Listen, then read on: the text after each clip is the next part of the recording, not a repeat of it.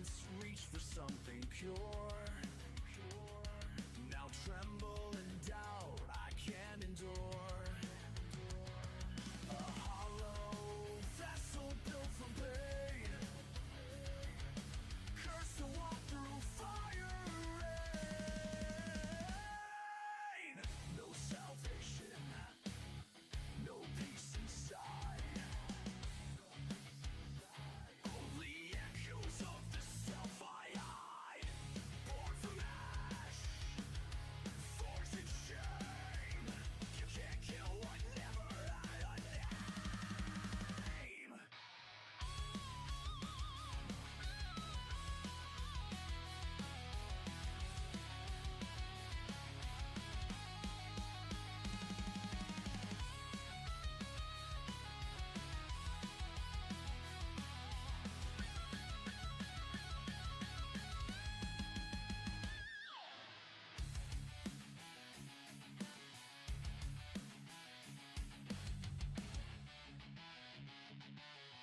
I was never whole, only fragments stitched together by guilt, by fear, by the silence of forever.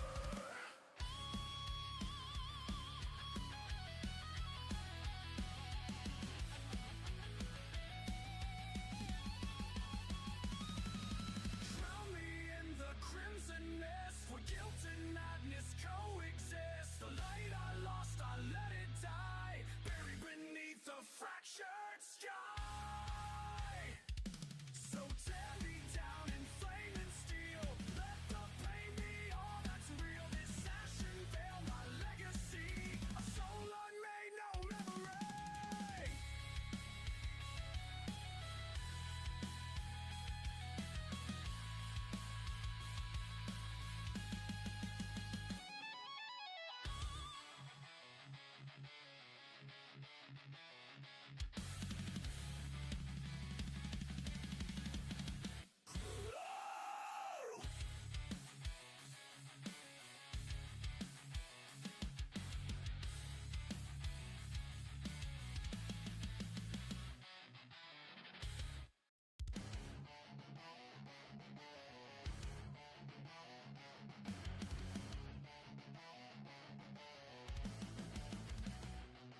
In silence I dwell, a ghost beneath the skin.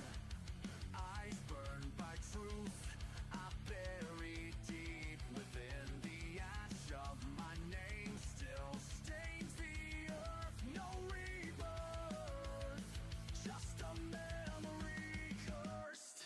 I scream through the static of fractured dreams, a shadow of man torn at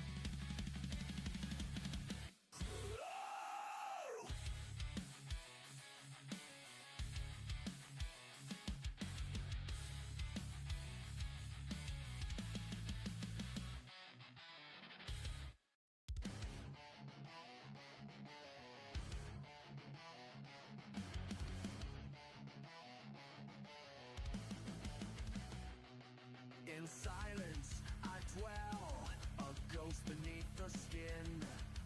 Eyes burned by truth, I bury deep within. The ash of my name still stains the earth. No rebirth, just a memory cursed. I scream through the static of fractured dreams.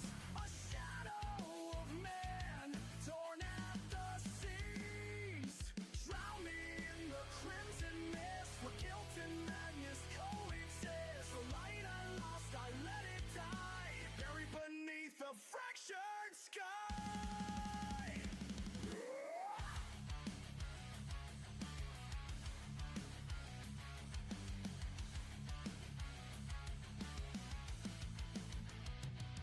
These hands once reached for something pure. Now tremble in doubt, I can't endure. A hollow vessel built from Good evening, ladies and gentlemen, from Loudon, New Hampshire.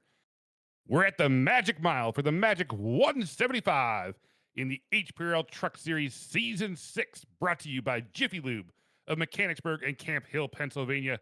It is going to be an exciting one. We walked out of Richmond hand in hand, everybody feeling in love, and now it's time to go fishing for some lobster. Michael, we got a lot on tap tonight, and ladies and gentlemen, you're going to hear a new melodramatic tone coming out of Michael, fighting a little bit of this northeast weather here this evening. Yeah, definitely not the octave. I think a lot of people are hearing me. I'm more of a high pitched guy, but I'm actually going to sound like I grew up a little bit tonight. But nonetheless, we are here, Loudon. Excited to watch these guys go race for that lobster there. They obviously give out a nice big meal waiting for them. They can get there to the finish. But like you said, Troy, a lot of chaos coming out of Richmond. We'll see how it translates and how much carries over tonight here at New Hampshire. Speaking of the chaos coming out of Richmond, let's look at the points and where they stand after 8 races here this evening. Jesse Sperling remaining on top of the leaderboard. Mickey Sundera still sitting P2. Derek Grigsby picking up the win last week, the second multi-time winner this season.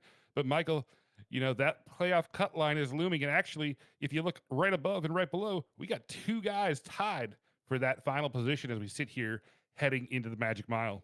We are, and we tried to highlight a little bit last night, mostly the 18 of Jerry McKinney and the 93 of Burt Wojcik. We saw those two battling a lot of last week, and obviously Burt Wojcik trying to make that charge to get above the cut line. And also another we talked about, the one of Taylor Locklear. Taylor Locklear is able to give himself a 3-point gap, which is obviously not massive, but it's enough to get you a spot away from that cut line, where you see the tie right behind them. So I expect Taylor to try to go push here. We're hoping hopefully we have enough trucks tonight to have that top 10 in points. That'll definitely help a lot of these guys near that cut line try to separate themselves. But we saw these past 2 weeks, we've had 19 trucks, which only dishes out 5, which has kept this battle super tight and pretty much just stalled it for 2 weeks. Maybe these guys not able to get stage points, keeping it nice and compact, putting the pressure more and more on them as we get closer towards the end of the season. The good news is tonight we have 23 trucks currently signed in. We'll see the grid here in just a moment. So the full 10 position stage points back on the line for all the drivers here this evening. So even more points, even more crucial to your point, Michael. But let's go ahead and take a look at what tonight has on tap for us as we look at the race overview for the Magic 175 here at New Hampshire. 1 mile track, 175 laps means 175 miles. It's going to be entertaining all the way through. Stage breaks at 35 and 85, and then that long HPRL tradition run to the finish of 175. Fuel, not much of an issue early on, as is per the usual, but it will definitely come into play at the end. Now, there's a lot on these short tracks guys can do to play with the fuel, so we'll watch that. And again, that all-important speed limit of 45 miles an hour, but a gorgeous day, 80 degrees. Currently, as we sit here in Loudon, Michael, it's going to be exciting. And I know the drivers, as they cranked out their laps, we're excited to get going as well. 100%. I want to draw your attention. If you look at the weather conditions here at the middle of your screen, you see that 80 degrees Fahrenheit, but 108-degree track temp. That's not the coolest track that you can get, especially up here in New Hampshire, closer towards the northeast of the country. So I'm curious to see maybe how loose these trucks are going to be as they head around turns 2 and 4 here, again, trying to get those trucks off the exit here. It will be a barn burner or a tire burner, one or the other. Either way, it's going to be exciting. And qualifying has wrapped up. We're about 3 minutes away to grid time. So we'll go ahead and take a look at the starting grid for the Magic 175 here at New Hampshire. Starting on the pole this evening, the 20 truck. Again, we talked last week to change from the 43 to the 20 of Caleb Sibbett. Outside, the 15 of Christopher Hockley. Starting inside row number 2, the 26 of Jared Mann, and the 29, your current points leader, Jesse Sperling in P4. Starting inside row number 3, the 1 of Taylor Locklear. Michael just talked about him, trying to get some all-important points there starting up front. And outside, starting P6, the 98 of Thaddeus Friel. Starting inside row number 4, the 93 of Burt Wojcik, just sitting there right on that cutoff line. And the 14 of Emil Duna, starting P8. Last week, Duna took the week off. He's back with us here tonight. Starting inside row number 5, the 5 of Derek Grigsby. And starting outside, the 3 at Megatron Owens. Starting in P11, the 74 of Brian Torrey, and in P12 is the 2 of Mickey Sandera. In P13 is the 46 of Justin Walters, and in P14 on a new scheme, the 51 of Patrick Schaefer. P15, the 21 of Stephen Justice is back with us this week, and in P16 is the 18 of Jerry McKinney near that cut line like we talked about. In P17, the 58 of Joshua Baker, and in P18, the 9 of Cody Pierce. In P19, the 62 of Joey Creech, and in P20, the 65 of Keenan Kimber.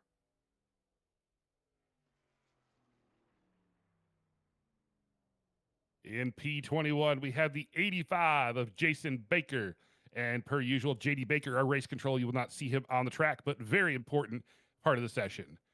Starting P23, the 49 of Dominic Bettini. And newcomer to the league this week, the 84 of Hunter Adams. Michael, 23 trucks on the grid officially.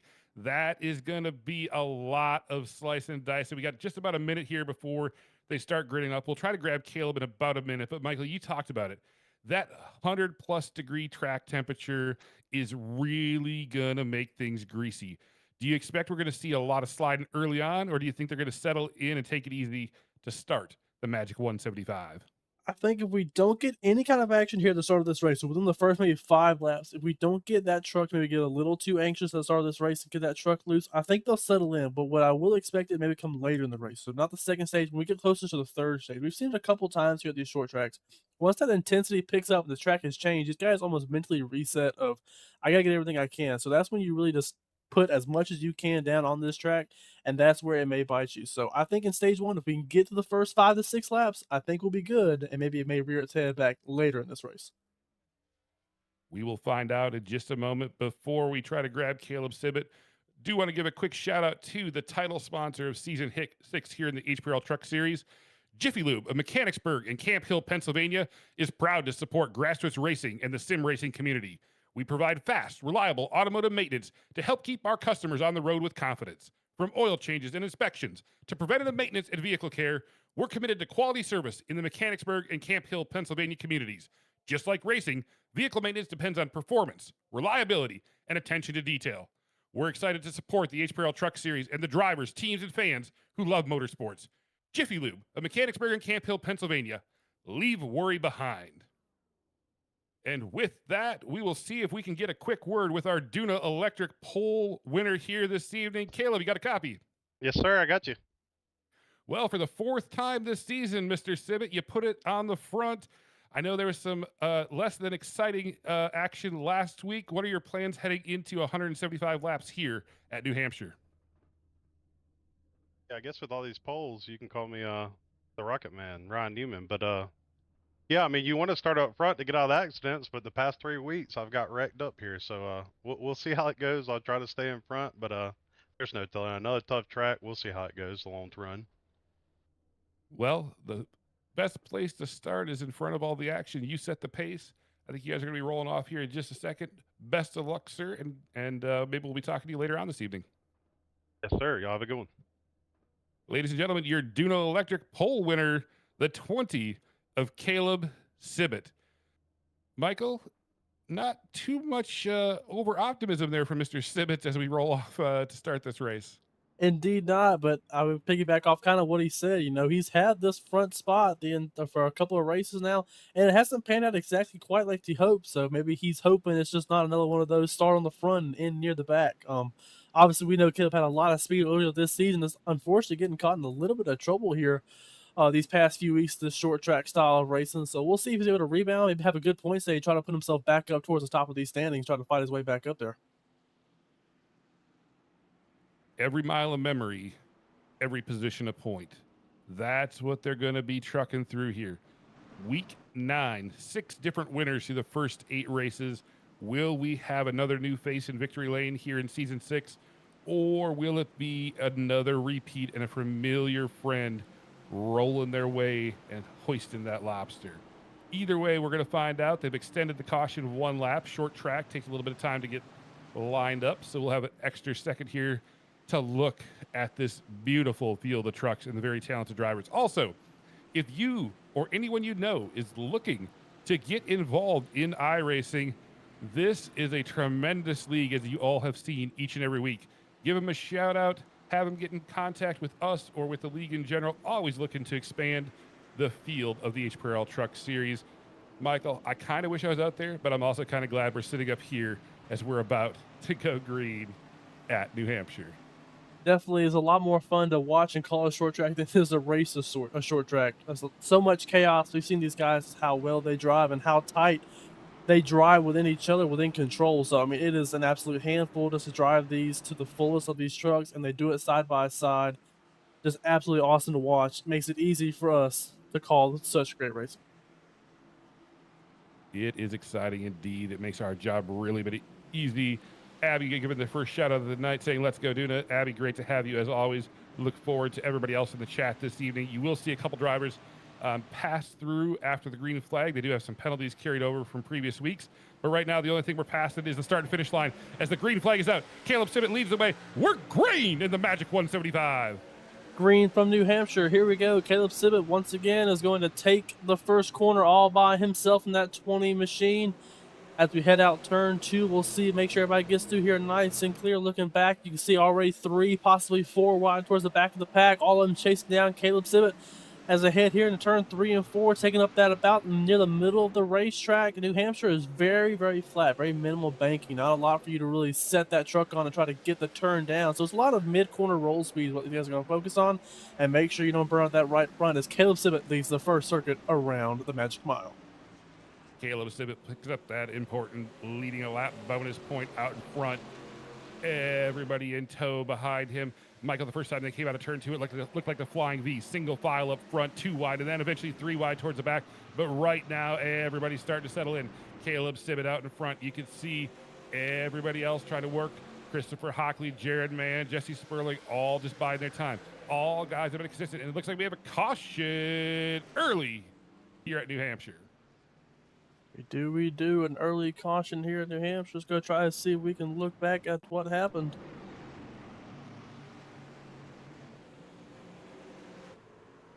See the 74, Brian Torrey get loose. Ooh, caught the barrel there. I think the 58 also. I think we had 2 self-spins there. Let's see if we can catch a better view here. Got synchronized spinning going on here out of the corner. Ooh, a little bit of contact there. A little bit of train enjoyer action into the barrels, unfortunately, for the 74 Brian Torrey. Oh, Joshua Baker got a little help finishing off his spin, looks like, Michael. I think Keenan Kimber gets a little bit of contact there. I think he just knows Walsh is to his outside. Maybe thinks Joshua's going to keep it in the gas, go a little bit further down. So on blink right there, actually on the replay. Should be maybe a little bit of right front damage there to the 74, but I'm curious to see what the 58 has there. I don't think it'd be too much there on the 58 machine. Cold tires, hot, greasy track. Get a little bit of sideways action. That's what New Hampshire can produce. But right now, Caleb Sibbett, Michael, he jumped out to a little bit of a lead there. I don't know if he was pressing hard or if everybody was just trying to get their feet underneath them, but still on the front. So Mr. Sibbett started in the right spot and is currently in the right spot here, about 7.5 laps into this 175 lap affair. Yep, definitely the spot where he wants to be, able to continue to hold that spot nice and well up front there. Like you said, Troy, we saw a little bit of chaos there, more towards the back. A lot of this front, I'll say probably top 10 to 12, got single file very quick. They know they don't want to burn off these tires, but we always talk about it. This first stage is pretty short where you kind of can go really hard, try to see what the truck has, see how it's going to behave. We talk about it every week. This is kind of the experiment stage. You know, you're not really going to lose too much here in 35 laps, even if you're very hard on those tires. What you can only do is really hurt the truck is if you get in damage or get caught in the wrecks, which nobody really wants to do this early in the run with so much more time to go get stage points and ultimately the end of the race. Definitely going to be a battle of attrition. Not necessarily cars or trucks crashing, but how much you can save. How much do you save the tire? How much do you save your patience? How much do you keep your cool, right? It's really easy if you get knocked off your groove to go back and chase too hard. So it's really as much of a mental state as it is a mechanical state here at New Hampshire. But the lights are off on the pace truck, and it should be dipping off here as it comes out of turn 4. The trucks are doubled up. We'll have 170 laps to go when they hit the line. All of this predicated on when Caleb Sibbett decides to go in the restart zone and drop a line. We're going fishing for lap 35 here in stage 1. We're back in the green. Back going green here. Caleb Sibbett gets a great job. Christopher Hockley with a good run, though, late in that braking zone, able to almost get to the side of the 20, not able to get all the way and stay on that quarter panel. Hockley with an early aggressive move there, trying to get to the outside of the 20 to pin him down, not able to get him to maximize that diamond in the corner there. You see him do it again right here. He's taking that higher entry, probably trying to generate a run down this front stretch. Let's see if he's able to put the power down all the way, trying to capitalize on what he's doing on that higher entry. Not quite. Sibbett still cleaning away. Sibbett has the advantage of that cleaner air. We'll see Christopher Hockley keep trying to maybe get up in that cleaner air, maybe try to get a little bit more of a diamond to try to get more of a run down the backstretch and set up that dive into turns 3 and 4.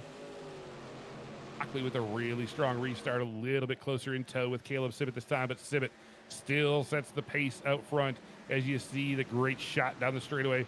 The trucks have mostly started to single file out, but now we're going to start to see what it's like to pass here at New Hampshire. It's not easy. It's short track, but it has speed. But you guys saw it's greasy as we take a look back a little bit farther. Mickey Sandera gonna take a peek way down low underneath Seth Owens. Can't get there. Owens gives him plenty of room. Sandera trying to get the drive off. Owens going to take the momentum. They stay single file in an order. And New Hampshire is one of those places where you can really see how different you can go in and out of these corners. A lot of these guys may try to dive in and stick to that bottom line. Some of these guys may roll up here into that little third striping, we call the third groove here. They may go up to that third groove. I don't know if you go much higher than that unless you accidentally overdrive too much speed in that corner. You see the 3 of Seth Owens here on the outside of the 1 of Locklear. Taylor's going to be right there. Oh, close quarter race in there as we watch on here. The 1 right there on that quarter panel of the 3. Trying to get as much exit as he can, trying to stay on that quarter panel. Wiggles that truck a little bit, and that's going to help Seth Owens clear him and now open up for the 2 to come on the outside of the 1.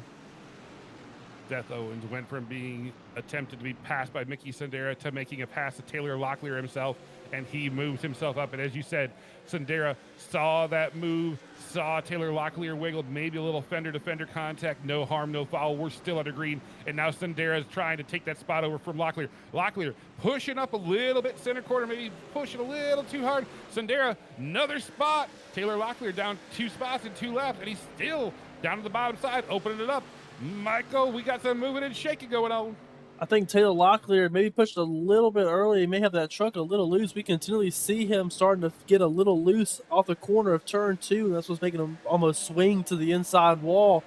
I think he's just trying to put the power down, trying to hold on to the gap he has. He keeps getting trapped.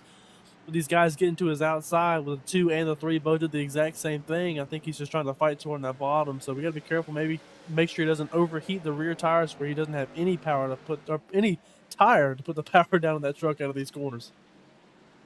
Keep an eye on that 2 truck that just got around him just a second ago. Mickey Sandera started P12 on the grid, currently up to P6, and he's pushing Owens hard for P5. Mickey Sandera on the move, 2-time winner already this season. See what he can do here at New Hampshire as you get a good look at who is our movers and shakers so far. Keenan Kimber, Dominic Mattini, and there it is, the 2 of Mickey Sandera. And oh, by the way, Seth Owens himself is up 5 spots because he started P10 on the grid. Both of them working their way through traffic as we start to see a little bit of jam up, as Sperling's now starting to look unmanned. You actually see the bottom of that list. You'll also see, well, Patrick Schaefer just jumped up. We had to see the newcomer, the 84 of Hunter Adams, that also made his way up a couple spots. Looking up ahead, you talked about a Troy Jesse Sperling looking to the outside of the 26 of Jared Mann, the 3 and the 2 side by side right behind him. Jesse Sperling going up to the high side, trying to get some momentum. Maybe Jared's trying to use a little bit more of a tire saving here as we see Jesse starts ripping up that higher line. That should, in theory, use a little bit more tire. You can put a little bit more pressure on those outside tires. You see how much he cleared them there. Maybe the 26 let him by, but 29 ahead of Mann up to P3 goes the 29 of Jesse Sperling as the 2 clears the 3 behind him. Jesse Sperling up a spot, Mickey Sendera up a spot. Lisa's already shouting out Sperling in the chat. She's got to be happy seeing that pass. Typical short track racing, right, Michael? Protect that bottom line, preserve the tires, leave the top side open, and get a pass if you can. Sperling had the momentum, made that pass. Also, shout out for Stephen Justice in the chat. We see you out there. Let's see what Stephen Justice can do. But right now, we start to see Christopher Hockley closing in on Caleb Simmett for the lead. They are starting to get closer and closer. Christopher Hockley starting to reel in the 20 truck. I want to see if these two get the battling. What does that do to the 29 behind them? You see how much Jesse's starting to close in on these guys. If these two continue to maybe play this little cat and mouse, maybe overdriving each other, Jesse's going to make that move and capitalize on it. You can see he's already closed it to within half a second to the leader. He's only 2/10 off of the 15 of Christopher Hockley. He's reeling them in fast, and Hockley is stuck in the dirty air behind the 20 of Caleb Sibbett. That's making nothing but easier for the 29 and now get the draft off these two. You can see Jesse is right there now on the tailgate of the 15 of Christopher Hockley. Jesse Sperling closing in on Christopher Hockley. Christopher Hockley playing maybe a little cat and mouse with Caleb Sibbett up front. Those 3 with a pretty good gap now on the 2 truck of Mickey Sendera. We'll see if he can keep his momentum up. And like you saw just a minute ago, there's movers and shakers farther back. Keenan Kimber started 20th up to P11, up 9 spots now for Keenan Kimber. But right here, we got a podium battle going on in stage number 1 as you see Sibbett, Hockley, and Sperling up front. Great battling amongst these guys. You see the 15 actually lost a little bit of ground, makes it up there on the 20. I can't tell. Maybe Hockley's getting a little tight. Maybe not able to get the power, or not able to get the rotation he wants. Excuse me. We see him starting to lose a little bit of ground there. The 20 of Sibbett. Maybe he's pushing hard, trying to get around Sibbett. That's just in turn helping Jesse behind him, who's trying to put pressure on the 15. Jesse's hoping the 15 gets the 20, though. He wants these two to fight each other. That way he doesn't have to push too hard on his tires, and he can make the pass easier maybe a little bit later in this run. But we see right here, ooh, a big drive there into the braking zone. Jesse Sperling actually had to gather it up on a second groove. That way he didn't plow to the back of the 15. We may have 2 wide coming off the corner here. Let's see the run Jesse Sperling gets. Here we go. Jesse Sperling with a great run off the corner, side by side with the 15 as they head into turn 3. Caleb Sibbett wants to see that behind them. We see the 15 take the low line of 29 up on that higher line. Let's see what kind of run Jesse gets here out of the corner. Let's see if he's able to clear the 15. He will. Jesse Sperling up to P2. Now he's got 1 truck ahead and go run down, and that is the 20. You see Mickey Sendera not far behind, though, in P4. Mickey Sendera closed that gap while that battle is going on. Now there's 4 trucks up front, and we just got a couple laps to go before the stage break. If my math is right, 155 to go. Should be 35 laps done. It should be the stage. So these guys are going to push right now. They're going to push hard. And while this battle is going on, Keenan Kimber put himself into P10 and currently has that final stage point. We'll see how that wraps up here in the closing laps of the first stage. But that battle out front, Sibbett, Sperling, and Hockley, and Sendera joining the dance. Who has a little bit left here in the shootout as we come to the end of the stage? Sibbett still up in front. Sibbett still holding on, still running hard. You can see how big of a gap it is behind these 4. It's roughly about a second and some change behind them, but enough gap to where these guys have clearly pulled away, and they are all by themselves, a class of their own. These 4 battling it out for those top 4 spots here in this first stage. You see Caleb Sibbett get away a little bit there from Jesse Sperling. Jesse continue to try to change up that line, see what's best for him to make a pass here on the 20. Keeps trying to close in a little bit more and more as we see the 2 actually start to close in there on the 15. I think the 15 may have used a little bit too much. Hockley just continuing to have the 2 get closer and closer to him. And we know Mickey likes to push hard into these braking zones. We've seen him do it a couple tracks here. He loves to go driving super aggressive in these braking zones and maybe give up a little bit of the exit speed just to try to mess up the guy ahead of him. And we see him continually start to close there on the 15 machine. Caleb Simic crossed the stripe first, and as the 10th place truck crosses, that should be the stage. And we got some action coming out here at the end of the stage. Go back and look at the 26 of Jared Mann. I think we have some chaos as we reach the end of stage number 1. As we get this dialed up, we'll give you a quick rundown of what we're currently showing as your top 10. Sibbett, Sperling, Hockley, Sandera, Taylor Locklear. Man at the stripe, it looks like Seth Owens, Duna, Grigsby, and Kimber, you top 10. Okay, we're going to try to catch what happens to Jared Mann right here. Oh, a little bit of contact there with the 3 of Seth Owens, I think, coming across the line. Duna with a little bit of contact there on the front of his truck. See if anybody else gets anything. Everybody else skates away clean. See right here, Jared Mann trying to get underneath the 3 of Seth Owens here. Able to get side by side. I can't tell if he goes up a little bit. I think Owens maybe comes down a little bit, but contact definitely after that right there. That's what ended up bringing up the yellow there at the end of the stage. Well, I know they're all in the same chat, so we're going to assume that they're going to get that sorted out. What we're going to get sorted out here is pit stops probably in just a moment to end the stage. And I'm pretty sure the one thing that's not going to change here, Michael, is your your Vickers Auto Parts Stage 1 winner is going to be the 20 of Caleb Sibbett. Believe so there, Troy, coming to the end of lap 35 here. I lied, we're at lap 24 here, Troy. I think we're 10 laps early. All right, well, I can't do math. That's not a surprise. We get some more excitement. It's not the end of the stage, so we get some more excitement. Well, if he continues to hold, to not do math. if he continues to hold a spot, he will have that stage win. But it's not sealed off quite yet. He's still got 10 to go. We got that changed up there on that top of the graphic there to make it a little bit easier there for you. You see we're on that 24 to go, make it a little bit easier for you that we don't have to rely on both of our great math skills here. But I still think maybe we'll get, well, no, still in the stage. I don't think we'll get anybody to pit. Maybe somebody towards the back will pull up the timing tower, see if anybody dares go to pit road, maybe try to flip the stage or try to get a little bit of advantage there into this next stop at the end of the stage. I do think we're going to have some pit takers. I see some moving, so probably those guys that were caught up in that wreck are probably going to hit pit road as they double back up. As I learn how to recount the number of laps that are going on, we will get squared away. Thank you, Abby. Yes, I know. It's like Michael trying to keep score on the golf course. It can get confusing when the numbers are so big. But the 20 truck is on point, will reset. Hockley's still going to restart on the outside. And now Mickey Sandera is closed right there, Michael. So we're going to have a barn burner and Taylor Locklear starting in that P4 position as we go around. The pace truck lights are off. Rolling out of turn number 4 is going to take that hard left-hand turn here. Sibbett, Hockley, side by side. One thing I know is we're back under green. Back to green here. Caleb Sibbett gets another great jump in the front of the field. I'm actually going to draw your attention toward the timing tower on the left side of your screen. You will see that Jesse Sperling did, in fact, go and pit there. We saw he didn't have any damage. I think he went and put fresh stickers on that race truck, so we'll see where he finishes up here. P10 right now. He's still got 10 laps to go, 9 laps to go now. Going to try to make up any spot he can. We'll keep an eye on him to see how much he climbs there towards the end of this run.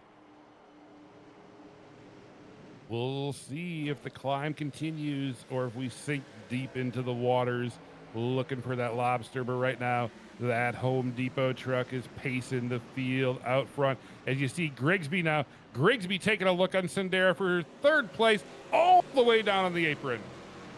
See, Derek Grigsby has that truck on the apron, probably trying to help that thing rotate with anything else he can get down there.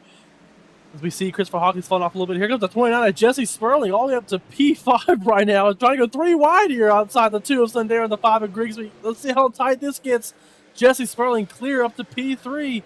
He still has a couple laps to go make a move. Jesse Sperling is flying around these guys on those fresh tires. Do you see how far he clears the 15 there?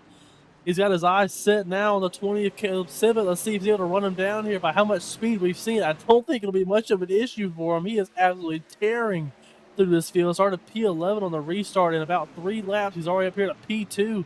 You see just how big of a difference he is with those fresh tires right there. Look at him going to drive underneath the 20 here.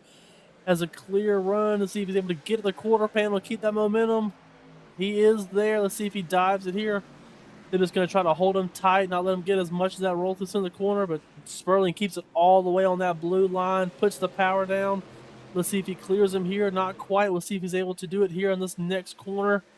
Side by side here for the stage win. We still have 6 to go here in this stage, so still plenty of time, but Jesse Sperling's going to get the job done there. Jesse Sperling to the point, kills it at P2, the battle for P3 and onward.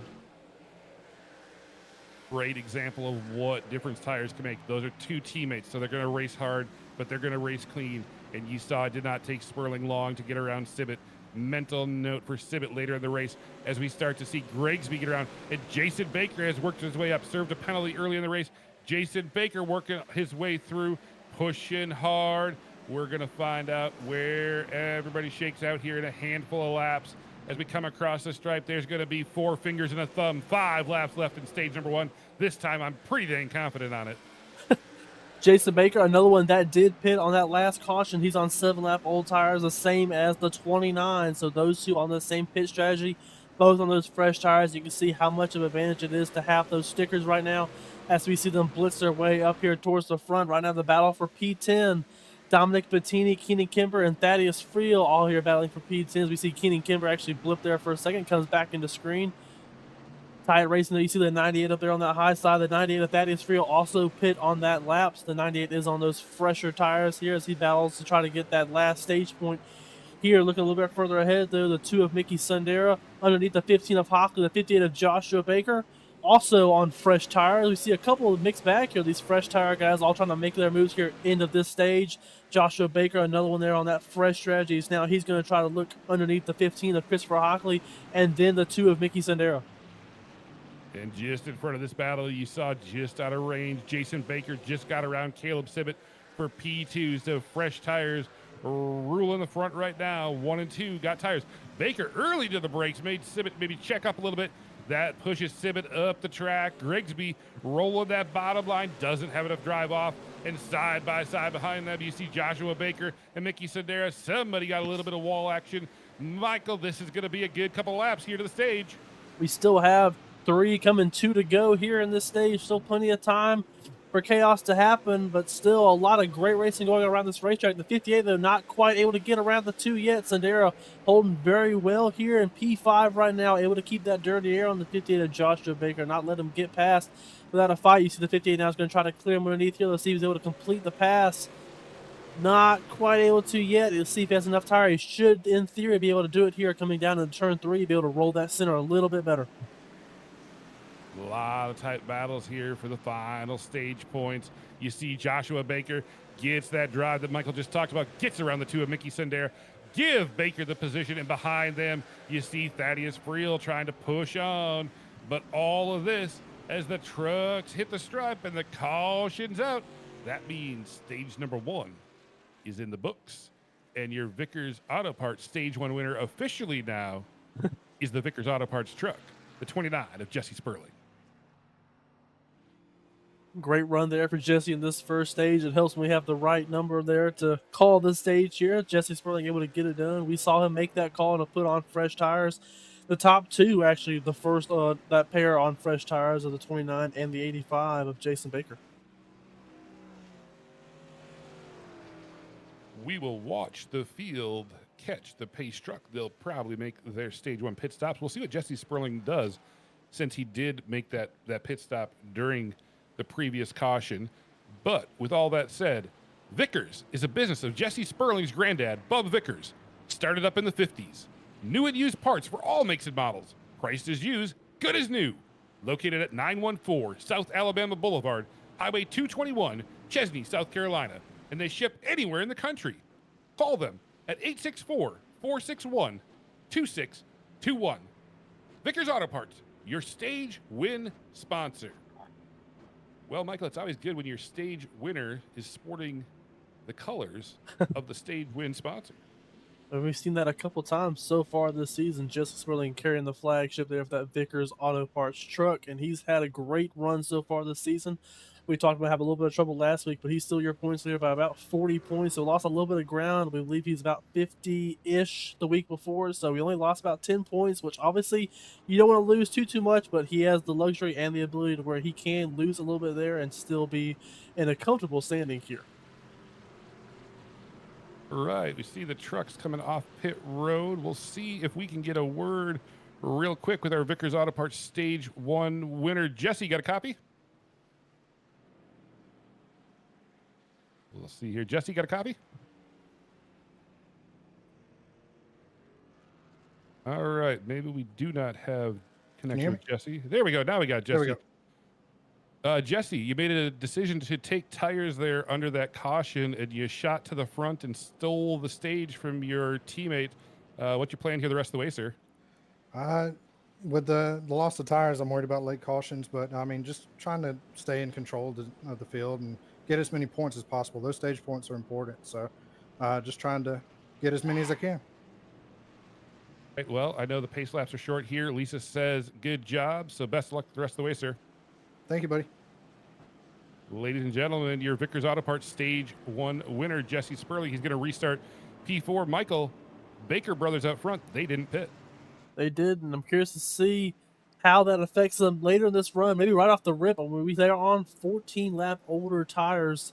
The Baker brothers, as well as the 98 of Thaddeus Friel, those three decided to stay out, decided they didn't want to go waste an extra set of tires there. So I'm curious to see how big of a speed difference it is just off the rip here. And obviously later in the run, we will see the effects of that. But let's see how much they took care of them here at that last stage. And with that, we're into the restart zone. Jason Baker fires away. Green flag, stage 2, Magic 175. Back at the Magic Mile, the 85 clearing away here in turn 1. His brother right behind him, the 58, trying to do the exact same thing and hold off the 29 Jesse Baker. Early spin behind him. I think the 5 goes around. Big wreck in the back. We've got a traffic jam. We have to have a lot to break down here. We still see a couple of them trying to get it sorted out here. Go ahead and flip over here to the side. Leave the 5. I think this is going to be a dadgum moment. Definitely so. We'll see right here. The 5 of Derek Grigsby. Oh, contact from the 20 is what gets him loose. And it just piles everyone in on that restart, trying to get as much as they can. We'll try to break it down before we run out of caution laps to go over here. So you see, obviously, the 5 gets spun around there. You see the 2 and the 20 go down to that inside wall. We'll ride with them next real quick. We'll try to catch everybody here in this caution. We have a lot to break down here. Here we go. We see the 2 of Mickey Sandera, the 20 of Caleb Sibbett. Sibbett, I think, just gets a little tight there and chases the truck up just a little bit. Gets the 5 right there. Those 2 spin down, synchronized spin down there towards the bottom. A little scrape there. He's the 49 of Dominic Bettini. Goes off the right nose. along with the 9 truck there, Michael. The 9 truck of Cody Pierce had a heck of a view, and I think he split those trucks as he came through. We're going to go in the cockpit here. Or the 9 of Cody Pierce. Let's see what he sees. Right ahead of him, you see the 21 of Steven Justice. Let's see what he sees as he comes through here. Oh. Everybody ahead of him gets cleared out. He manages to hold that truck on and sneak his way through the window.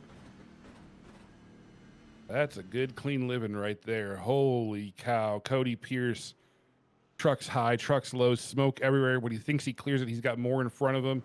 Gets it through there. Wow, that was a lot of action. A lot of action to watch. We're going to watch one more view here. Here's the 49 of Dominic Bettini. Patrick Schaefer right behind him, that 51 truck. Contact between those 2. That's what gets the 49 around. And the 51 catches the 21. I believe that should be the majority of who gets caught up in that one. We'll see how many fast repairs get used here, Troy. That'll be one thing we obviously want to highlight. A big wreck like that, a lot of damage. Who's going to go use that fast repair and who isn't? Yeah, we're sitting here on lap 42 now, and it's great to have that fast repair, but boy, when you have 130 laps left, I'd still like to have that in my pocket. But right now, the Baker brothers, Jason and Joshua, have to be feeling really good. Made that call to stay out, got the early caution. They're still going to have the tire disadvantage, but clicking off a few more laps, Jason's get a chance to collect those bonus points for leading a lap. And also Thaddeus Friel dropped only 1 spot on that restart. Restarted, P3, dropped to P4. But we'll see now. Jesse Sperling has that bottom side. Jason Baker got a huge jump last time around. Michael, why don't you bring us to green? We're going around here. Ace truck should pull off here as we get ready to roll off of turn 4. Ace truck dives in. Baker on Baker, side by side into the restart zone. We head back green. Jason Baker clearing away. Jason Baker with a jump, and here we go into turn 1. Jason Baker gets the jump. Jesse Sperling able to take that P3 position and follows suit. Joshua Baker, we've talked about it a couple times this season, loves that high side. He's going to be perfectly content up there.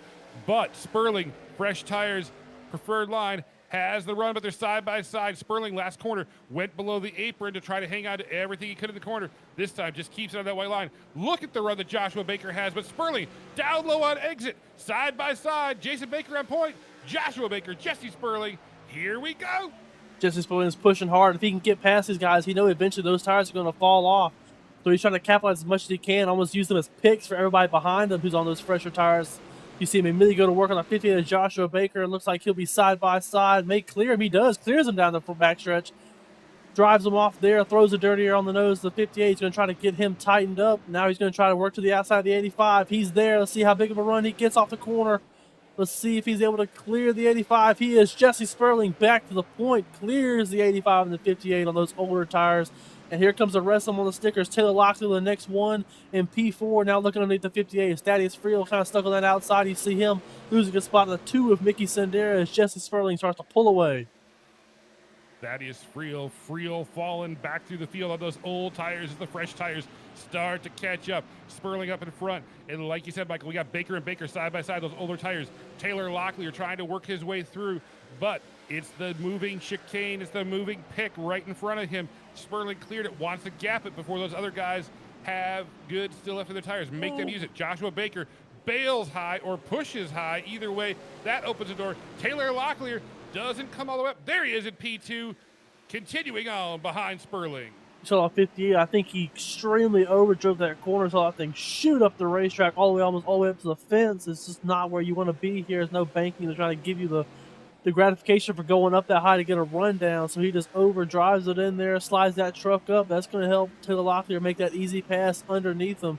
But you can see here on the timing tower already, Jesse Sperling up to a second gap just from getting around those guys earlier, not having to push on those tires as it got warmer. That helped him so much. Woo! Contact the 2 almost got loose there. Got a little bit of 58 as he got loose off the corner there. Mickey able to gather it, hold it back down. He's still P4. He's still working on the 58. The 58 and the 85 both are losing spots, trying to not lose too much, but it's hard. All these guys on fresher tires trying to run them down, Troy. 58, 85, 98 right now. If you have an 8-year, oh, we see a punt going into the corner. Little contact. I think that was Friel that got loose. Looks like everybody saved it. We're staying green, but it's going to be a log jam back there. Civet. Oh, here we go, Michael. They're jammed up back around the back half of the top 5, top 10.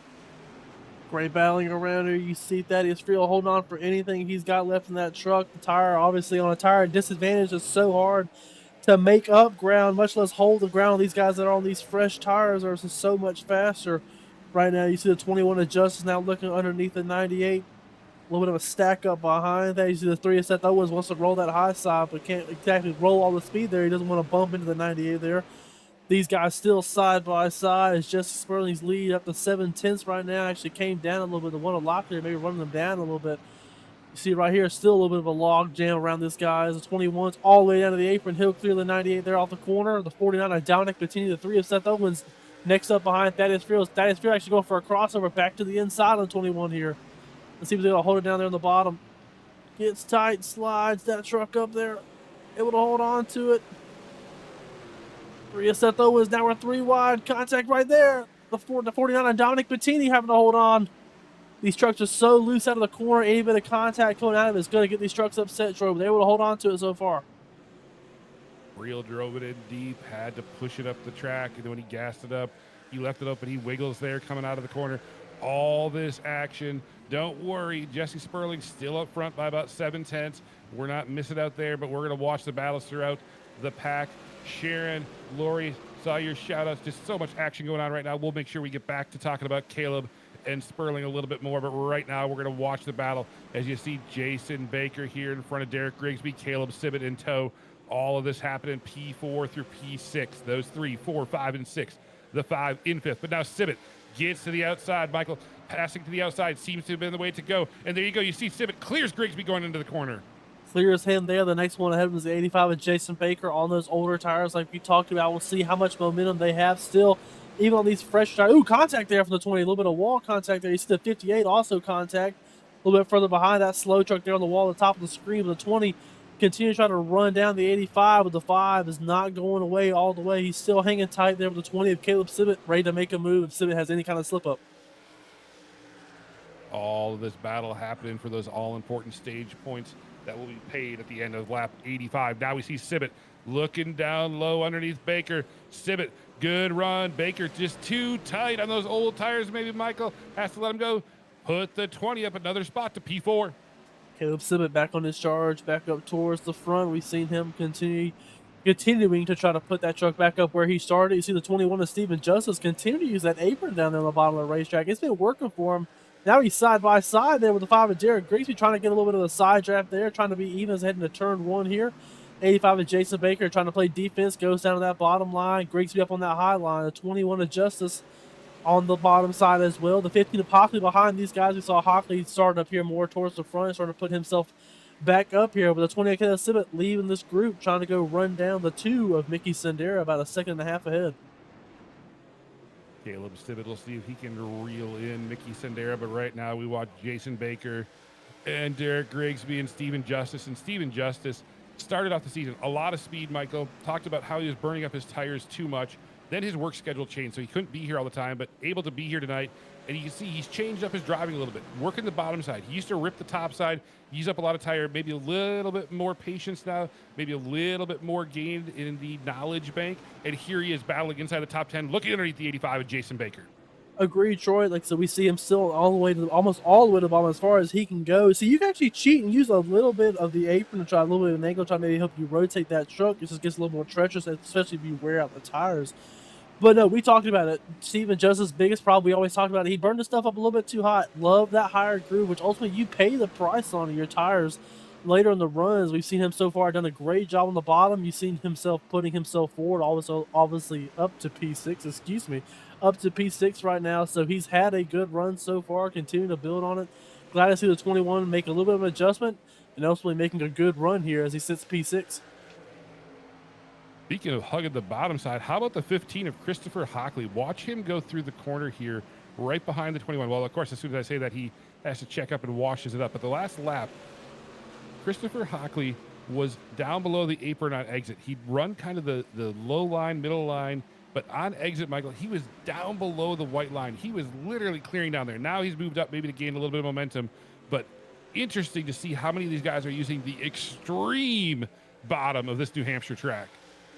I could see it, especially with how they're taking these corners. We see a lot of these guys almost trying to diamond these corners, and it's obviously, like we said, there's not a lot of banking for them to kind of lean on to turn the truck back down the hill. So what you can do is just shorten the line even more. Take that apron, it's obviously flat, but if you're driving straight going across that apron, you shouldn't be in too much of an effect to get that truck loose. So it really is a shorter line, which the shortest way around a racetrack is being on the lowest line. So they're just going even further beyond the super low line to make that circle even shorter for these guys. Even shorter, and the one thing that's shorter right now is that lead. Taylor Locklear, Jesse Sperling, Michael, cue the dramatic music because Locklear's there and he's looking underneath Sperling. Is he going to make a move going into the corner? It's bumper to bumper. Yeah, Locklear thought better of it, went patient there. We'll see if he keeps trying to mount those runs towards the exit of the corners. We'll see how much power he puts down here. The one of Taylor Locklear having a great run here at the start of this second stage. You see the 2 of Sendera behind these guys. He's about a second off of these 2, but the one of Locklear is going to continue to push hard, trying to work on the 29 machine. Because he's really driving up, keeping that dirty air on the nose of the 1, not letting him get that clean air, making sure that he tries to keep him tight, make him work that right front a little bit more to make that truck unhappy. Battle for the lead brewing. We've got air being thrown. We got pedals being pushed. I think Taylor Locklear wants the point. He wants the point for leading the lap. He wants a stage win. I think he's going to push this really hard. But if he pushes too much harder, looming in the wings is that 2 truck, Mickey Sendera, starting to reel both them in a little bit, Michael. We saw him fast early, got caught up in a little bit of the early chaos. But here he is, working his way up to try to make this a 3 truck battle up front. He is, Troy. Last lap of 31.5 for the two of Mickey Sendera, and a 31.8 and a 31.7 for the one of the 29. So the two of Mickey Sendera is faster. I think these two are pushing hard, racing each other. They're starting to open up the door for the two behind them as he's 7/10 off now. We'll keep an eye on to see how close the two closes in, but Dale Locklear is not able to get the positioning he wants on Jesse Sperling. Jesse Sperling's done a great job of playing defense. We have a caution. Caution is out. No, Caleb Sibbett. Well, we'll find out what caused Caleb Sibbett to be facing the incorrect direction. You see the 21 and the 20 here of Stephen Justice.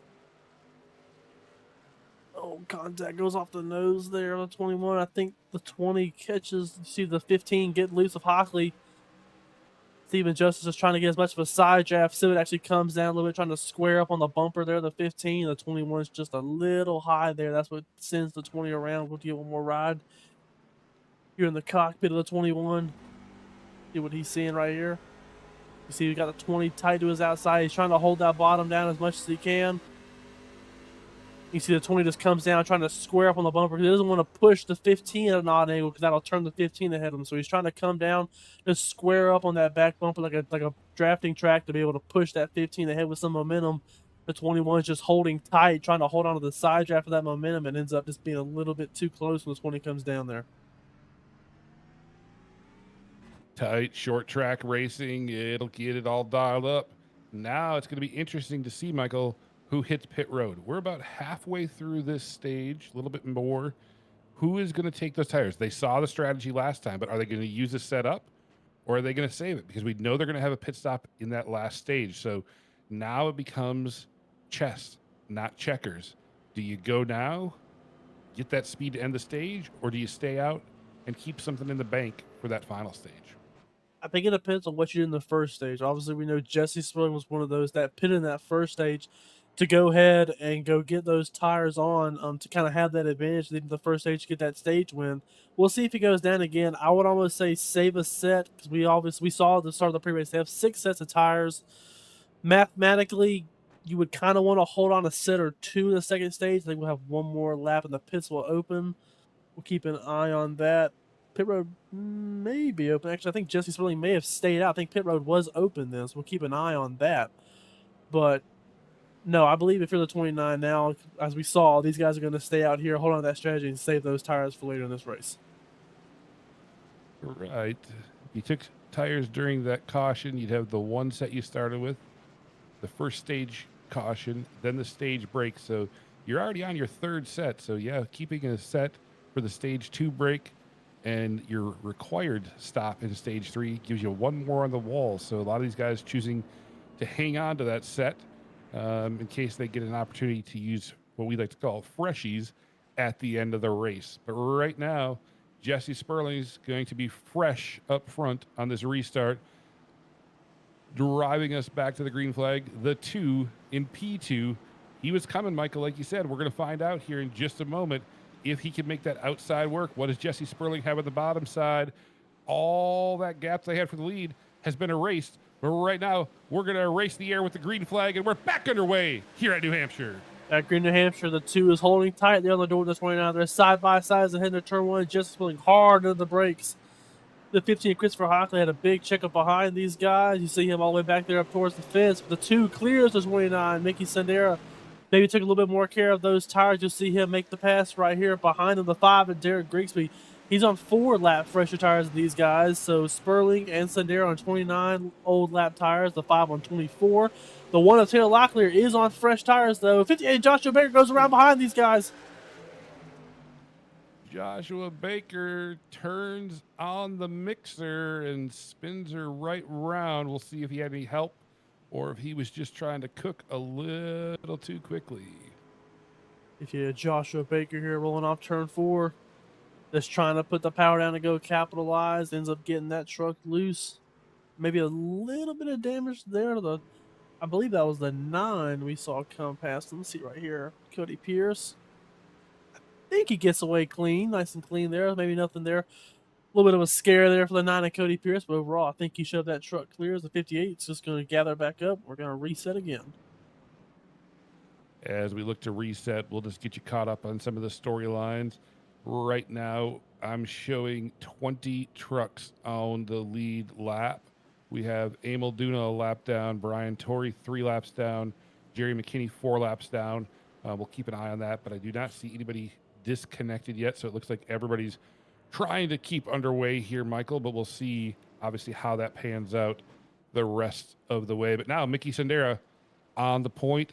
It'll be teammates on the front row, the 29 and 2, both teammates of 864 Motorsports. As you see Duna getting his lap back. The 14 of Emil Duna going with the lucky dog there, getting his lap back.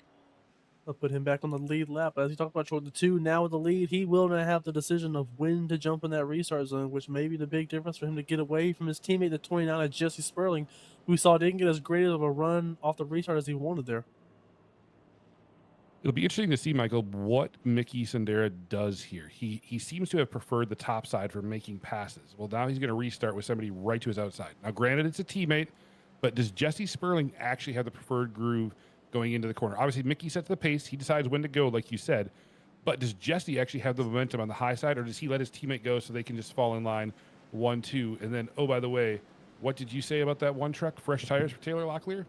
Indeed, I was just about to get to that point once we wrapped up with these two. The 1 of Locklear on those fresh tires, 5 lap-old tires, as well as behind them the 49 of Bettini, the 85 of Baker, also on those sticker tires. Something to keep an eye on here as we get it started. But kind of piggybacking off what, going back to what you said, we saw the 2 get around the outside, get to the outside of the 29 and Jesse's willing to make that pass off the restart. So maybe Jesse's saw that, knows what he has to do. Maybe he'll do the same thing and try to do the exact same thing to his teammate.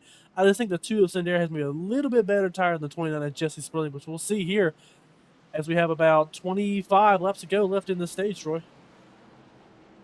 We're going to rock and roll into lap 85. Don't judge Michael's math on that. It'll be okay. Mickey Sendera brings us to the restart zone. Green flag is out. Mickey fires really strong. Looks like teammates are going to go 1-2 into the corner. Plays it nice. Mickey Sendera just says, I'll just clear the way, not answer these questions. Look at Thaddeus Friel, 3 wide, all the way on the apron. Still on the apron behind these guys. Ran the apron the entire way through 1 and 2. Able to hold on to it, though. You see the 85 of Jason Baker's going to go ahead and look at a move here. Underneath the 49 of Bettini, Jesse Sperling. Oh, the 49 of Bettini looking underneath. Maybe 3 wide here. No, he's 85, forces him back up, not letting Bettini get that little sniff underneath the 29. He's going to hold him up there by the fence. The 85 now looking back underneath the 29. And here comes the battle for the lead. The 1 of Locklear got his eyes set on the pass here. Let's see if he's able to get it done. The 1 of Locklear side by side with the leader of the 2 of Mickey Sendera. That is Field way down the track here on the back stretch. Maybe got a little loose there. The 2 on the high side, his preferred groove, like Troy talked about here on this restart. The 1 of Locklear cleared him. The 1 clearing away. Your new leader, the 1 of Taylor Locklear in first. AC Ducey up front, 1-2 run, 1-2 here in stage number 2. And the 85 of Jason Baker now closing in. The 2 washes up a little bit. Here comes Baker looking to the underneath side. He's going to get a run. Oh, the 2 gets loose coming out of the corner. Everybody avoids. They stay 1-2 right now. Taylor Locklear trying to check out as the 85 of Jason Baker down to the apron, washes up to the middle group, gets the run. He clears the 2. Here comes Dominic Bettini coming off his season best finish last week. He's trying to push for P3. Dominic Bettini underneath the 2 of Mickey Sendera. Not able to clear yet. Mickey gets a little bit of a run on that higher line of the backstretch. We'll see if Bettini's able to clear him here at a turn 2. I think he will. Closes a little bit on the 85 of Jason Baker. Ahead of him, though, Taylor Locklear is pulled away to 17. We have a caution behind. In the background. Oh, big caution in the background. Joshua Baker involved, I believe.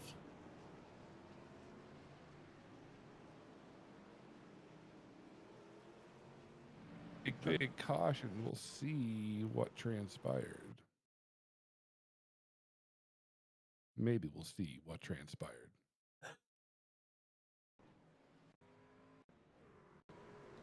Let's try this again. Here we go, riding aboard the 58 machine. I think he blinks.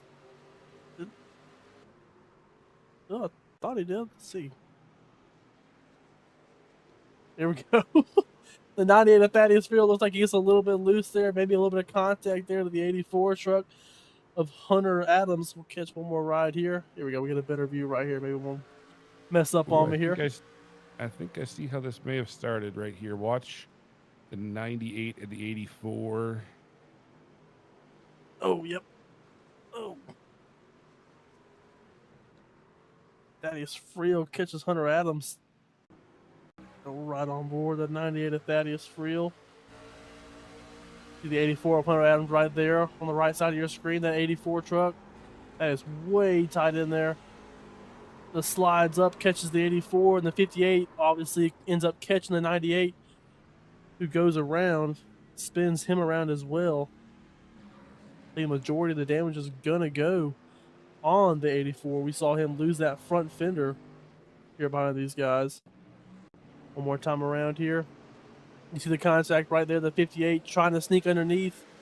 Just catches a little bit there on the front of the 84, and that knocks off that top part of the fender. The 58 with a little bit of contact into the wall. We'll see if these guys have already used those fast repairs and see how much they have to get fixed up. A lot of action here deep into stage number 2. But we'll see how everybody shakes out here. It looks like the 2 of Mickey Sendera must have hit pit road. But Taylor Locklear is still up front. Jason Baker, P2, Dominic Bettini, P3. Burt Wojcik, we talked about him in the pre-race and a little bit earlier.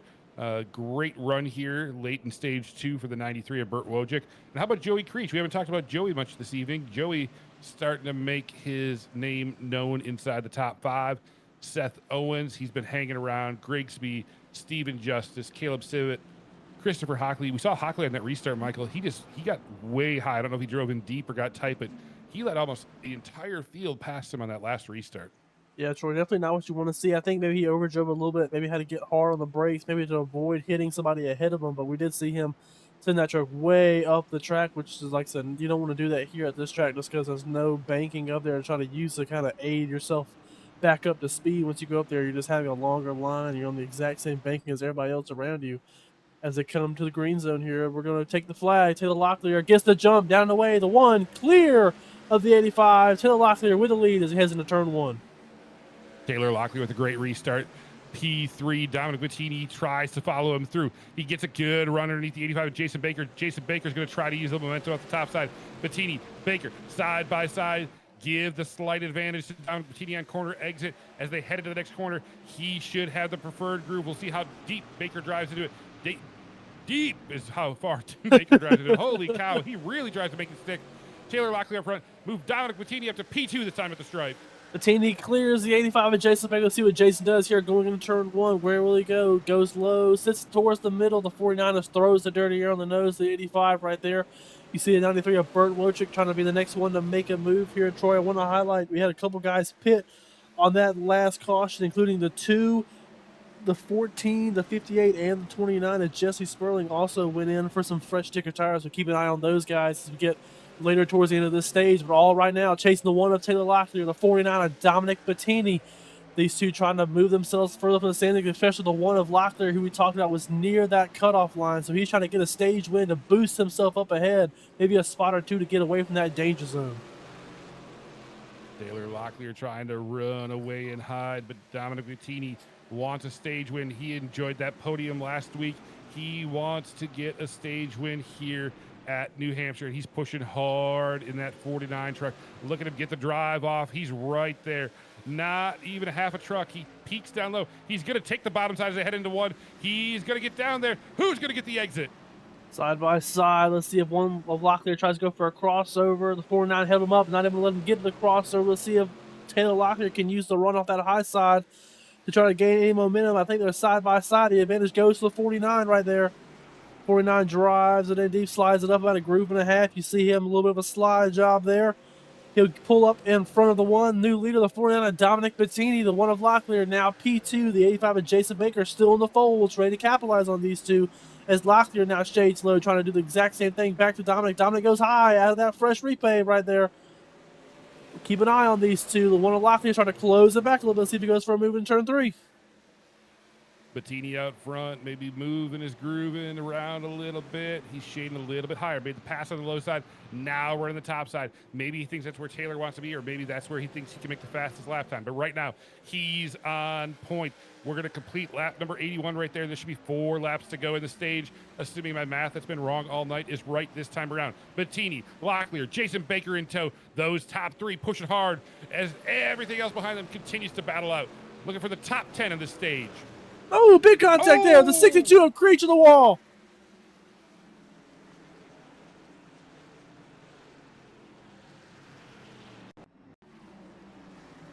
Unfortunately, caught it right as it happened. The 62 of Joey Creech.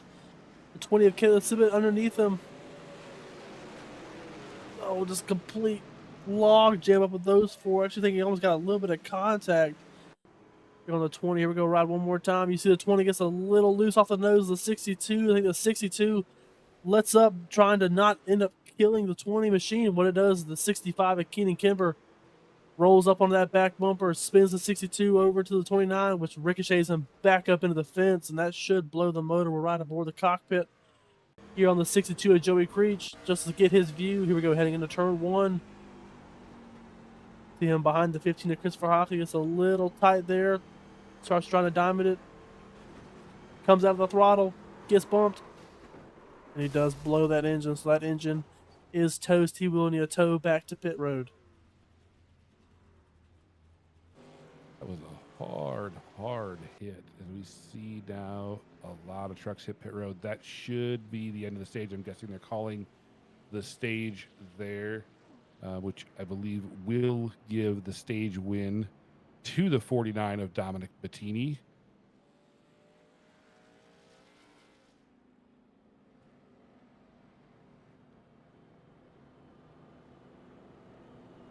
Assuming we are accurate, that means your Vickers Auto Parts Stage 2 winner should be the 49 of Dominic Bettini, who I believe already has hit pit road. There you see him coming off pit road. But while we have a second, we'll shout out Vickers. Vickers is a business of Jesse Sperling's granddad, Bub Vickers. Started up in the 50s. New and used parts for all makes and models. Priced as used, good as new. Located at 914 South Alabama Boulevard, Highway 221, Chesney, South Carolina. And they ship anywhere in the country. Call them at 864-461-2621. Vickers Auto Parts, your stage win sponsor. Well, Michael, we'll see how this all gets sorted out. I do not believe we have direct lines of communication with Dominic Bettini during the race, so we will not be able to connect with him here at the end of the stage. But I do believe he should be the stage winner, as they're already doubled back up. I do not think they're going to throw the caution immediately upon taking the green flag. I agree. I think we'll be consider that stage official, as they will start lap 86. So a little bit earlier there of a start of the stage. Obviously, you know, usually when you're in the stage on lap 85, you have about 2 or 3 laps to go ahead and pit, do all of your service. But they went ahead and got that done, so we should have 2 or 3 extra laps tacked on to the start of this final stage and the race to the end. We do know that we're going to 175 unless we get overtime, and right now we know that Mickey Sendera is going to set the pace as the green flag flies. We're back underway here at New Hampshire. Back to green. The 2 gets the jump on the 29. The 14 of Emil Duna now up in the top 3. Let's see what Duna has here. You see the 26 of Jared Mann, the 49 of Dominic Bettini. These front 4 all decided to stay out. 11 lap old tires. We saw Thaddeus Field contact the funny 84 of Hunter Adams around. No yellow, stays green. He's back on the backstretch. You saw him get a little loose out of that corner. Gets that truck back rolling against. We will stay green. You can see the 29 of 2 immediately pulling away on the gap there. Sorry. No, you're good. We will stay green indeed. I'm curious if Hunter Adams had a little bit of help there, but right now the battle ensues up front. You see Duna up on that high side, the train running him on the bottom side. Smoke, they're probably wondering what it's from. That's from the last time around. But right now, out in front, Sendera and Sperling, mano single file. Everybody else 2, now 3 wide through the corner. Oh boy, hold on. Here we go. The 58, the 1, the 26, 3 wide here at a turn number 4. The 26th of Jared Mann trying to put himself back up in position. The 1 of Taylor Locklear trying to get a good finish here, set himself up for later in this race. Oh, a little bit of contact there, a little bit of a door bump between the two of them. Now Caleb Sibbett is going to make it 3 wide outside the 3 of Seth Owens. 3 wide all over the place. Contact, around goes the 3.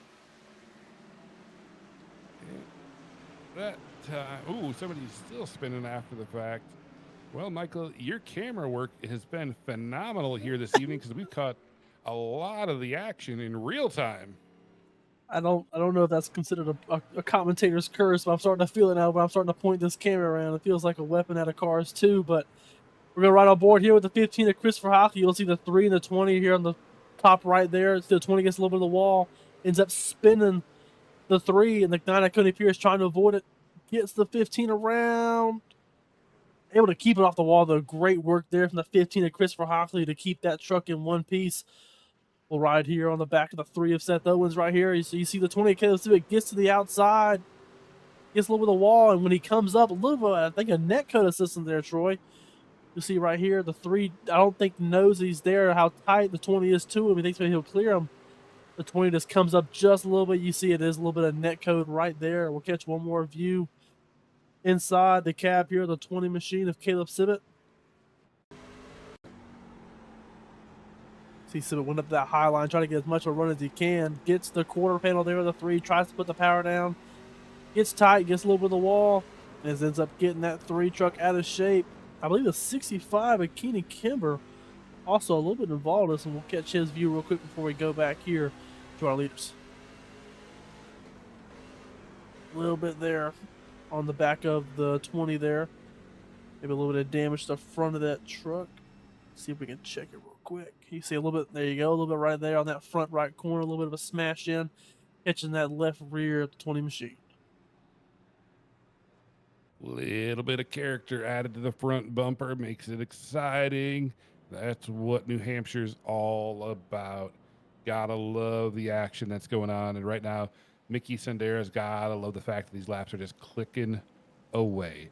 Easiest way to win a race, to lead a race, is to be out front under caution because nobody can pass you, Michael.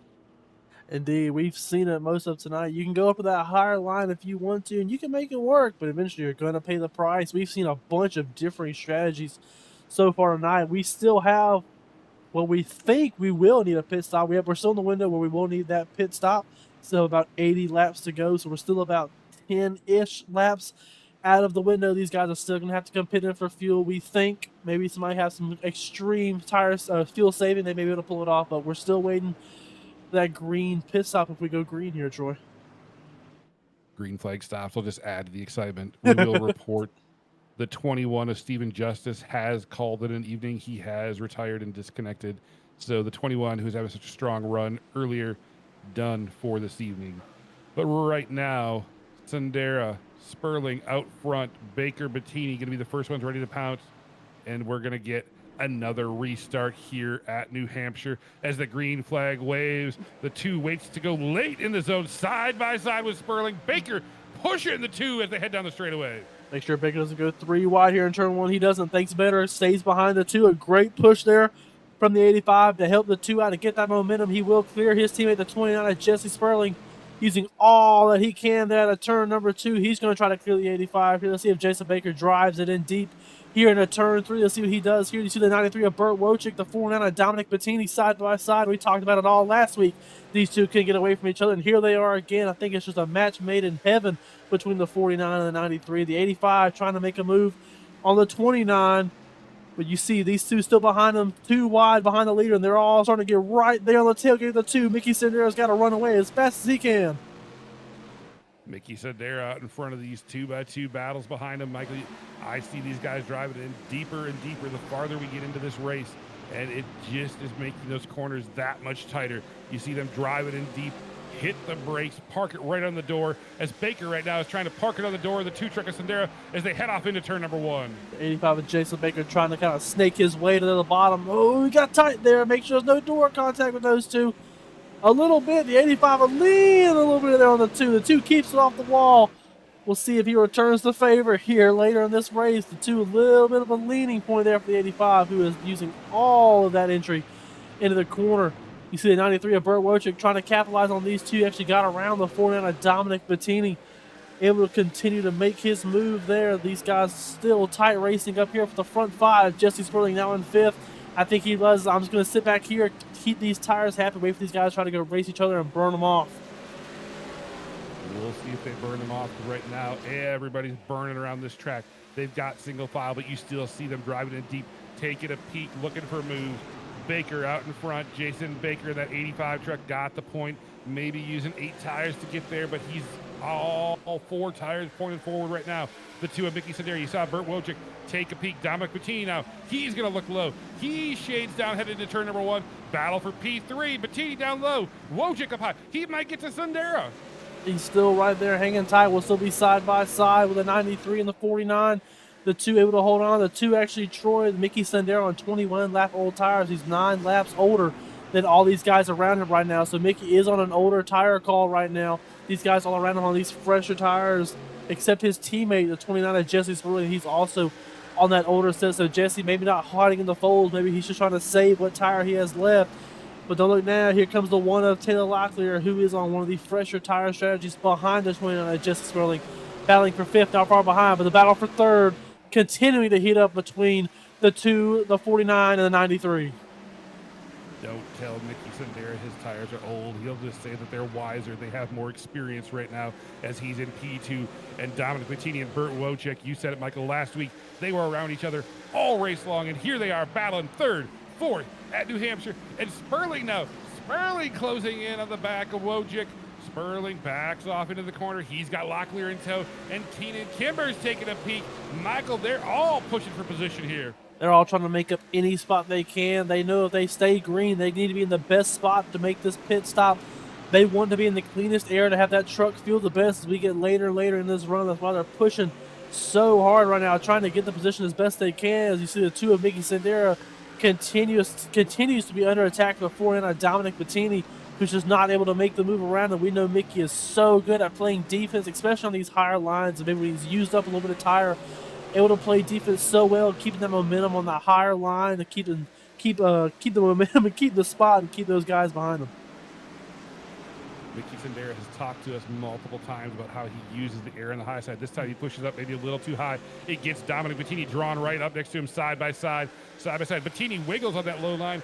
Half a truck, Sandera out in front. Bettini gonna dive it in into turn number 1. Here we go again. Bettini pushes up. This time he might get a chance to clear him. Sandera still in the gas. Bettini not clear. Sandera holds him off, but Bettini has a position. Bettini's in the best spot here as they head into turn 3s on that lower line side by side. That usually goes in the favor of the car on the bottom. Let's see if he's able to put the power down and clear the 2 here. He is. The 49 clears the 2 of Mickey Sandera. Now he's got 1 car ahead of him to go chase down that lead, but behind the 2, the 93 of Burt Wojcik is the next one that's going to be under attack there for the 2. The 29 of Jesse Sperling still behind. About 4/10 off these guys, kind of just take care of that truck as long as he can, but behind him is the 1 of Locklear, the 65, and Keenan Kimber trying to close in on the 29 of Jesse Sperling. Everybody fighting one position at a time. We just passed the century mark. We're on lap 101 right now as we go back here. You can see Taylor Locklear looking to make a move on Jesse Sperling. He looks down low. Keenan Kimber hanging on the outside of him. They're going to continue to push hard here. Now Locklear down to the bottom. Gets maybe a little tight. Sperling shades a little bit there. Keenan Kimber doing his best David Copperfield impersonation. We love Keenan when he comes around here, but this battle all happening around P6 and pushing for P5. Sperling P5, Locklear P6, Keenan Kimber P7, and now Jared Mann trying to bring his name into the mix. We see these 2 3-car battles between 2nd, 3rd, and 4th, and right now for 5th, 6th, and 7th. 29 Jared Mann, like you said, Troy hanging right here behind these guys. He's also on an older set of tires, but able to hold momentum so well. We know Jared Mann takes great care of that truck, especially for these long runs, which is what we have here, the longest run of the night here in this final stage. You see him trying to make up a little bit of ground here on the 65 and the 1 and the 29. Let's continue to roll a nice, smooth easy line.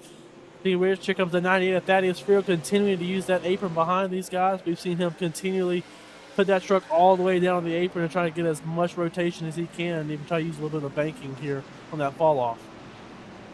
Taylor Locklear gets around Jesse Sperling. Now he's using up all the track. You see all those trucks stair stepping through the corner. from the bottom of the track almost all the way up to the wall.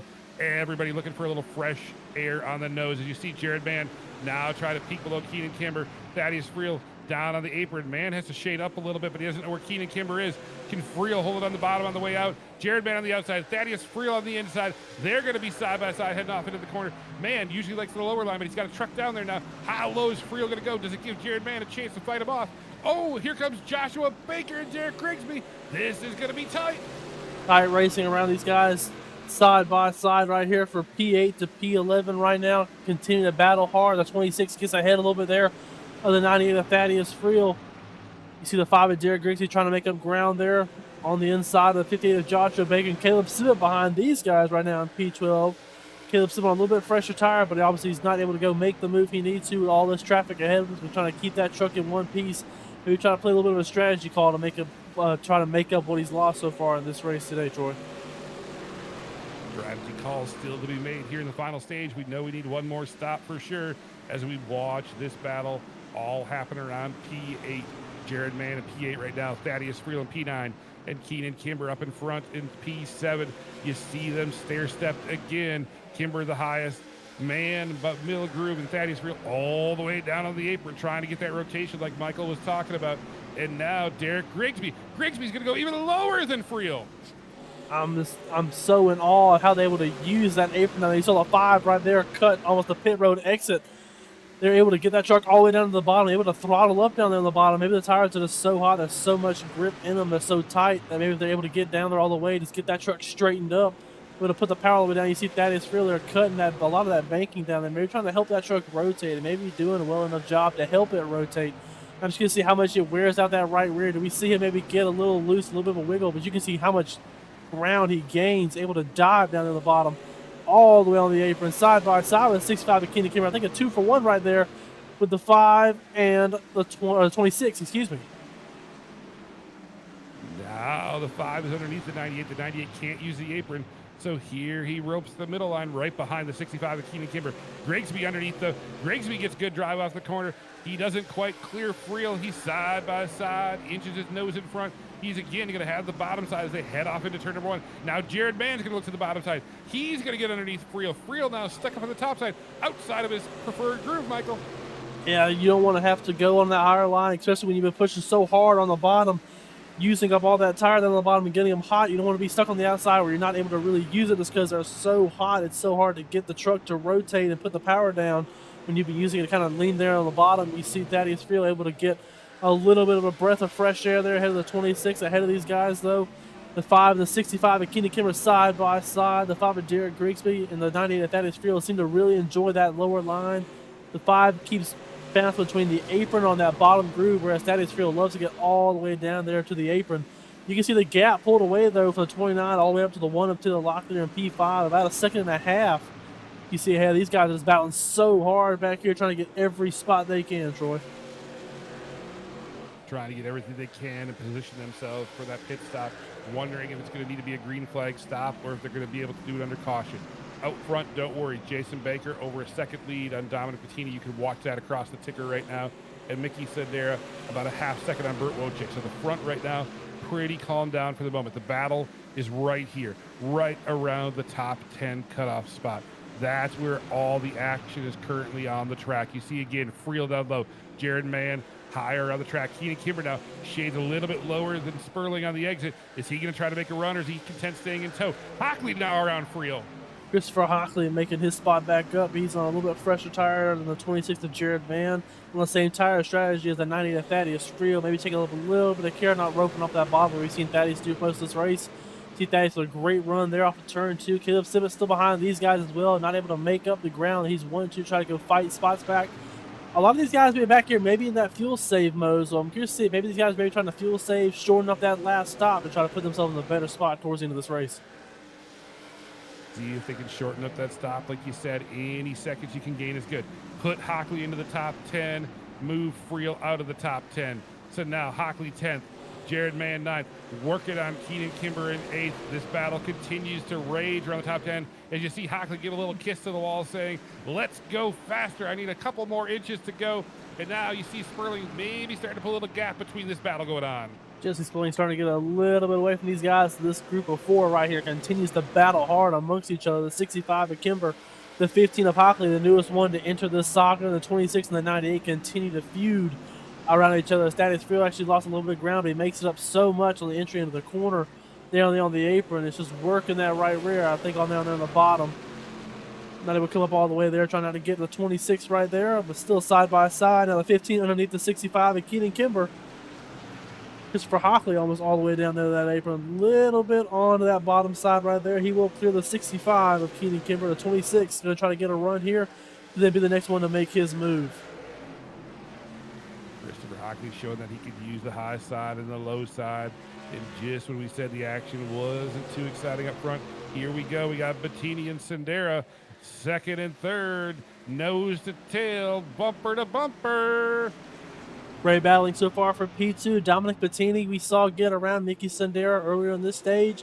Mickey able to continue to hold that momentum strong. We talked about him. He's on the tire deficit right now, but he looks like the faster truck behind the 49. Maybe burnt it up just a little bit.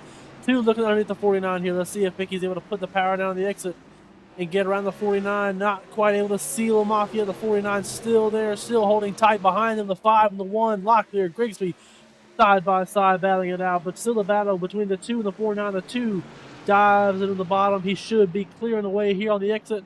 The 2 of Mickey Sendera, so great, able to keep that momentum, keep those tires happy, even when he pushes a little bit, able to keep that truck happy, able to continue to make spots back up right there. He's on a 9-lap a 9-lap deficit compared to that of the 49 and of the 1 as well of Taylor Locklear, who's now putting his hat up here for P3, now working on the 49 Dominic Bettini. Mickey Sendera, tire deficit, maybe just waited long enough, Michael, till it plateaued. There is a point where you basically hit the max lap time you're going to run in the highest sense, not the fastest sense, but the slowest sense. Waited and maybe until that 49 truck plateaued and saved just enough that his plateau was just slightly better, because the 2 back around the 49, Mickey Sendera, the 2 in P2, the 49 under pressure from the 1, looking for the 3rd spot, Locklear on Bettini. All of this happening almost 2 seconds behind Jason Baker out front. And you see Jason Baker is clearing the way of these guys behind him in the best seat, in the best spot that he wants to be in this race, continuing to lead here as we still have, I'm not even going to try to make my math. My math has been nowhere near accurate, so I'll leave that for you. But continue to watch this battle. P2 starts to settle down a little bit. We'll start peeking a little bit further back here in the pack between the 18 of Jerry McKinney, the 3 of Seth Owens right now. This on the fringe of the top 10, P8 and P9 battling it out. And P10 is the 9 of Cody Pierce, about a second and a half off of these guys behind. And we see the 62 of Joey Creech behind these guys. He is 2 laps down. And a caution is out. And, well, we see Joshua Baker there. We'll find out how Joshua Baker got there. We'll see if he was assisted there, maybe a little bit of a free spin. A little bit of a self-spinner there off turn number 2. The 58 goes around. Ends up bringing out that caution. No damage there. Just gets those tires heated up a little bit. But you know what it does, Troy, is it messes up all those pit call strategies that we were hoping for. Well, it either messes it up or it makes it really easy. Pit now, take 4 tires, fill it up with fuel. You should make it to the end, right? In theory, you're supposed to. All of the numbers that we have says you should. If not, they're doing something wrong, but they should be clearing a way to have enough fuel to get to the end of this race. Now it becomes who gets off pit road the fastest, who makes that mistake on pit road that may cost them a good finish in this race. Don't speed, don't slide the box. That's the key to these pit stops. As we watch Jason Baker clean into his pit stall, we're going to get a great view as everybody races off pit road. Now, the really interesting thing is going to be if we get a caution between here and the end, Michael, and if they still have a set of tires on the wall like we talked about at an earlier stage break, do you take tires? And then the question is, if there's a caution in 10 laps, do you take them then? Or do you wait for another one? But here you go. You see Baker, Sendera, Bettini, and Locklear, as they came in, they came off. They are, Troy, and I believe we had a couple actually stay out. We'll see how they settle in there. I believe the 29 of Jesse Sperling may cycle more towards the front. We'll see how much they would get. We saw a couple stay out there, I believe, so we'll keep an eye on that to see what changes. we will see what changes. It also looks like Joshua Baker, after that last spin, has called it an evening. It looks like he has disconnected. Maybe too much fun going around for the spin cycle there a couple times, but nonetheless, we'll see how all this shakes out after these pit stops.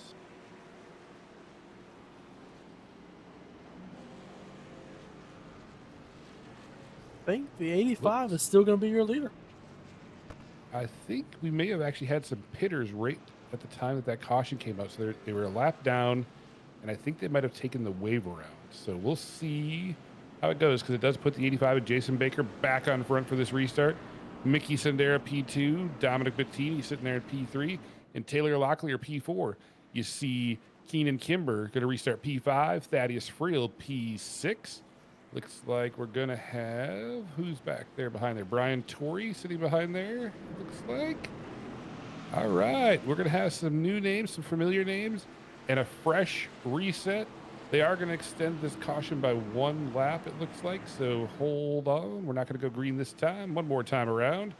Michael, what are you thinking here? We're going to have about 53 laps left, assuming that there's no green-white checkers. Are you ready for the long haul? I still don't think we're quite done with the chaos that we've seen so far tonight. New Hampshire is a breeding ground just because of how flat the corners are. A lot of these guys are going to push hard into the corner and just try to get as much room as they can down there at the bottom. We've seen a couple of these guys take it all the way to the apron. I think we'll see on this restart here. I don't think we get all the way to this last 50 laps nice and clean. I expect another caution, just a matter of how many we get. I do want to highlight, though, we had a couple that are on older tires. The 26 of Jared Mann, Caleb Sibbett, Burt Wojcik, Christopher Hockley. All those guys did pit earlier than all these leaders who just pit on pit roads. They're about 5 laps of difference. So these guys further back in the pack who, like you said, took that wave round that did hit pit road, I think it may end up having to capitalize. Maybe they'll stuck back there and able to capitalize to get ahead up to these guys. All right, we're going to find out if there's more action to be had or if that was the last pit stop. The pace truck drops down. Jason Baker fires away. Mickey Sendera on the loud pedal as well. Bettini with a good push from Keenan Kimber. They're both going to get underneath Sendera. Can Sendera route the top side like he's been doing? Bettini drives it in deep. Fresh tires. Going to feel great. Side by side through the corner. All this behind Jason Baker. Sendera gets the run on the top side. Baker, Sendera, Bettini, here we go. Taylor Locklear now looking to the high side. Mickey Sendera on the bottom, look for the dive, moving on the 85. Let's see if he clears him. He will. The 2 puts the power down, clears the 85. And Jason Baker there off turn number 2. He saw Keenan Kimber blinking a little bit, but got loose out of that corner. Had that field check up behind him. He fades back to P6. Dominic Bettini now underneath the 1 of Taylor Locklear. The 85 of Jason Baker trying to get out of that truck to go make a move here. The 98 of Thaddeus Friel working his way up towards the front here. Up to P5, see the 2 ahead. Let's see if he tries to go for that diving that we've seen him do frequently, getting all the way down to the apron. He's going to settle for that higher line. Maybe trying to save a little bit of tire here. He knows there's still a long way to go in this race. The 1 of Locklear, the 49 of Bettini side by side. They're off turn number 4. Taylor Locklear pushing to get a great run. He needs these points to get away from that cut line. We saw him have a good run there in stage 2, trying to capitalize and finish it off with a great finish in this race. Try to make it to the end, make it all count. Mickey Sendera out front, Jason Baker second, Taylor Locklear. That's where the calmness ends. Right behind there, you see the battles heating up. Dominic Bettini up high, Thaddeus Friel down low. You see Keenan Kimber, you see Brian Torrey. Friel can't get the exit, wiggles it, gives up room, doesn't just get past Bettini, he gets passed by Keenan Kimber, and now Brian Torrey looking to the outside of Friel. Couple guys trying to capitalize on that. We saw the 1 of Locklear out blinking. A couple of these guys blinking around up here. The 65 of Kimber's done it a couple of times. We saw the 1 of Locklear just do it right there. As I said, there goes Keenan dancing around there some more again. Trying to play his best Houdini impression here at the Magic Mile. Little abracadabra, here one and gone the next. A little bit of magic shaking up here at the Magic Mile in the Magic 175. Sendera still out front. Baker still second. But now Bettini starting to push on Taylor Locklear. Taylor Locklear backs it up, puts it on the top side, gets the drive off, clears away from Bettini, and the battles continue behind them. Keenan Kimber in tow, and now Thaddeus Friel looks like he's cleared himself with Brian Torrey. And just as I say that, Torrey looks back to the bottom side underneath Friel. Friel rope in the middle line. Torrey going to get that drive off the bottom side, but Friel with the momentum, and Right behind that, we start to see Justin Walters trying to put his name in the mix. Also want to highlight the 9 of Cody Pierce up here in the top 10. We haven't seen him up here this far in the field, able to have a good strategy call there, a good run so far tonight. Has avoided a lot of chaos. The 9 of Cody Pierce up here into the top 10, looking for his first top 10 finish of the career. Here we go. We go back to the battle a little bit ahead of that 9 truck. As you see, Locklear, Bettini, Kimber, Friel, Torrey, again, single file this time. Justin Walters trying to reel them in. Justin Walters with a heck of a run here this evening. Currently running P8 right behind this battle. As we watch Friel shading up to the top side. Michael, you said it switched from the bottom side that he was running a while ago. Maybe used up too much tire. Realize that, trying to correct things, and realize I got to save it to the end. But at this point in time, you got to give it all you have. Yes, you have to conserve, but you also have to push, because if you have a 5-second deficit, you're not going to make that up just on tire strategy alone, not if you are waning laps. And right now, waning laps, we are 45 laps to go. Agreed, Joel, but I think a lot of these guys see that window of opportunity has opened up. Obviously, we know the 2 of Mickey Sandera, the 85 of Jason Baker, are 2 that usually we see up here more towards the front of the pack. But a lot of the other frequents are stuck way back in this field. We talked about the 20 of Sip, the 29 of Sperling, the 26 of Jared Mann. A lot of our point leaders stuck way in the back of this field. All these guys up here usually aren't maybe up here at this position at this point in the race. They see the windows of fate opening up for them. They're going to try to push everything they can to hold on to these top spots. They want to all go push for that win, all push for that podium, or maybe they know they have a good day in their hands. Exactly the chance you were talking about. Capitalize when the opportunity presents itself. That's what these drivers are doing right now. The great equalizer on these short tracks, specifically like New Hampshire, Michael. If you have older tires, if maybe you're not as quick, if you can make that top line work, yes, a guy can get underneath you, but you can own the exit. He can't drive it all the way off, so therefore he's going to get tight. Or if he steps on the gas the wrong way, he can make it loose. You can control the race from that outside line, and that's what's leveling off this field and making for such exciting racing here this evening.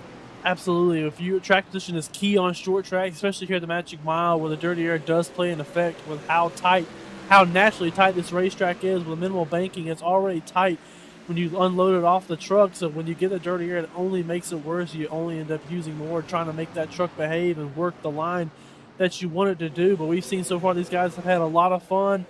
At least we hope they've had a lot of fun. We've had a lot of fun calling it, trying to navigate around this racetrack, a lot of different lines, a lot of different strategies. We see the 93 of Burt Wojcik underneath the 3 of Seth Owens. The 9 of Cody Pierce got a little high right there. We see him on that higher line, 3 wide, coming out of turn 2. They keep it clean. The 93 of Wojcik goes through. Wojcik goes through, and it looks like Jared Mann was trying to take a peek underneath as well. Christopher Hockley fighting there. All of this now bottled up. You saw a truck get loose off exit of the corner before. I think it might have been the 18 of Jerry McKinney, but don't quote me. It was in the background. We're still clean and green, though, and still moving forward. Now, on your screen, Hockley, Owens, Grigsby looking underneath Jared Mann. Then you see Sperling looking underneath Cody Pierce. Oh, Michael, we got him stacked up. We got a traffic jam back here, and like I said, we talked about a lot of these front runners that we see week after week. The 5 of Grigsby, also in that group that I mentioned earlier. All these guys are stuck back here in the back of this pack.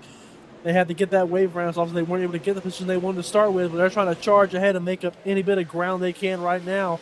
The 3 of Seth Owens is the fringe of the top 10, so Jared Mann, Derek Grigsby, Jesse Sperling, Caleb Simmett all trying to push. They're trying to get as many points back as they can. Still have plenty of time left in this stage. They're trying to push everything that they're worth, trying to go get those spots back. You see Grigsby do the crossover mid-corner, lets Jared Mann go through and cuts underneath. 3 wide going to the corner. Jared Mann in the middle of that Owens and Grigsby sandwich. Oh, it's tight in there as they come off the corner. They're still going to be 3 wide. Owens backs out just a little bit. Lets Jared Mann up. Grigsby side by side this battle. 3 trucks using up the real estate of 1.5. Seth Owens was very nice to kind of let the 26 get a little bit of that groove right there. You saw the 5 of Derek Grigsby was not going to get pinched. Actually trying to put a little bit of the door there to the 26, trying to work himself up the corner. Maybe didn't know that he was 3 wide, but we saw that get real tight off the exit. The 3 of Seth Owens.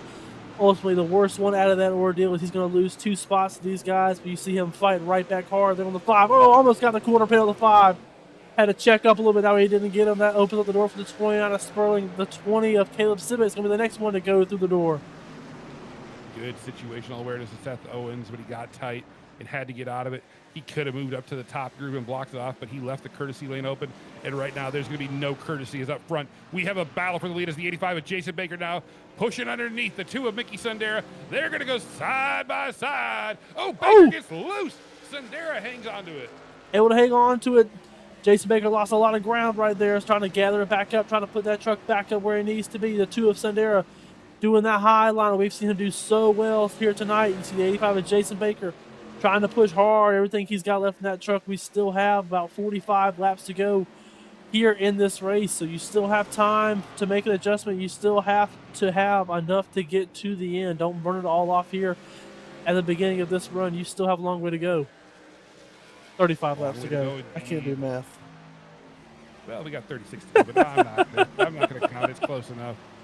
We got the battle again heating up. You saw Baker cool off those tires. Now again, pushing to catch Mickey Sundera up front, and behind them, it looks like Dominic Bettini has taken over the P3 spot, got around Taylor Locklear, and Keenan Kimber now around Taylor Locklear back there. But here, the battle for the lead. Baker, again, shading underneath the 2 truck. Last time he got loose when he tried to push off. Contact! He drives in hard.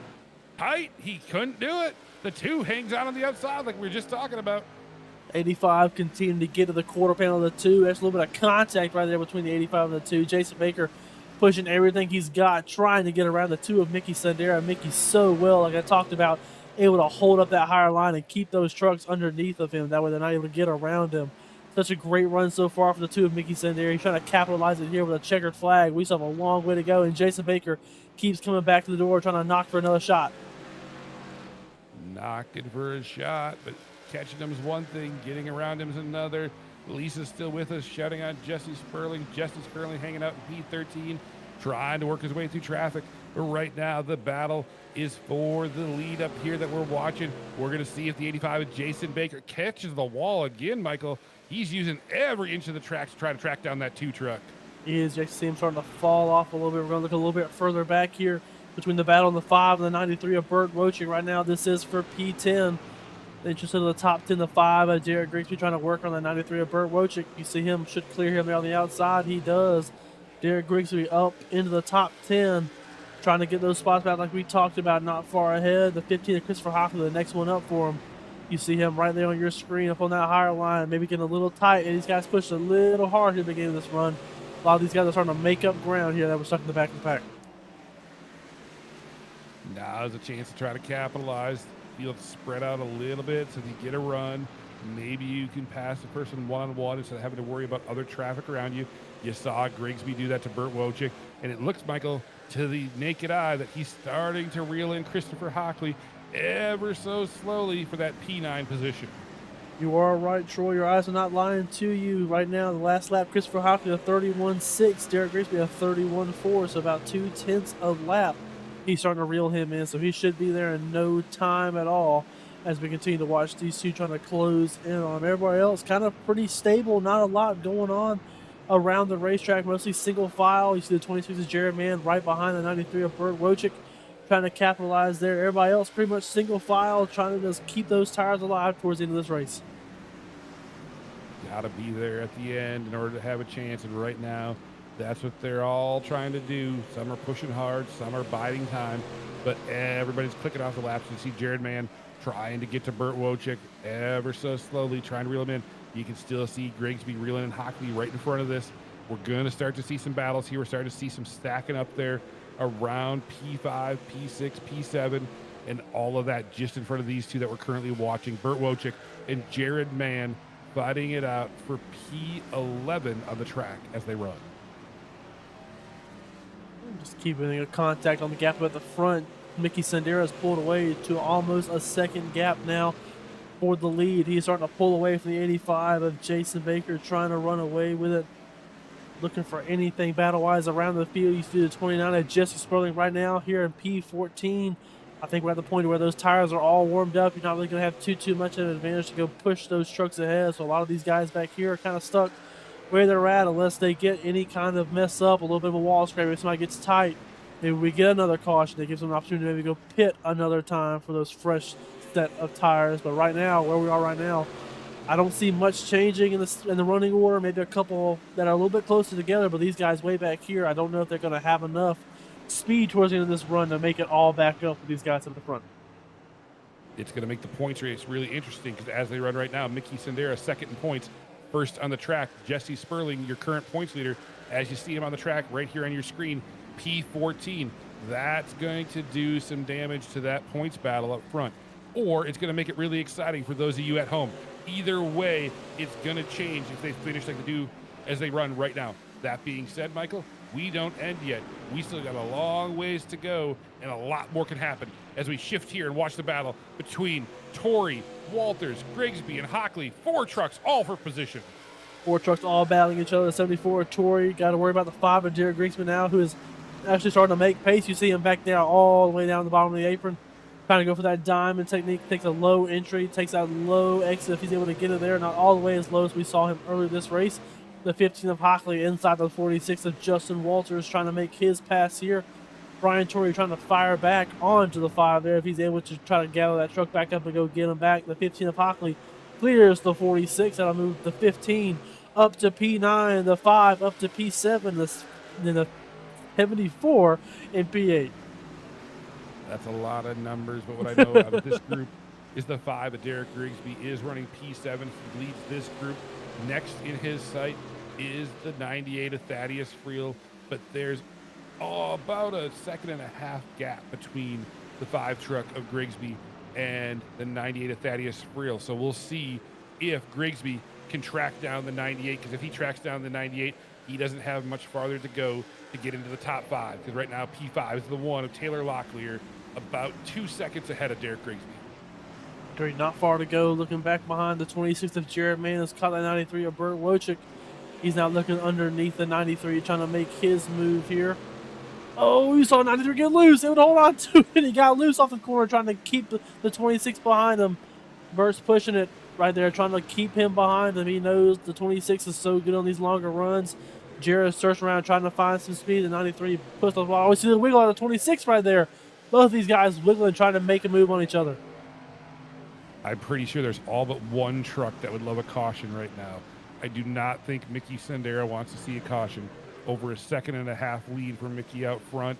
Sorry, Mickey, you're not getting a lot of TV time right now because you've got the field covered currently, and right now we're watching the battles. I think everybody else, though, Michael, would love a caution right about now.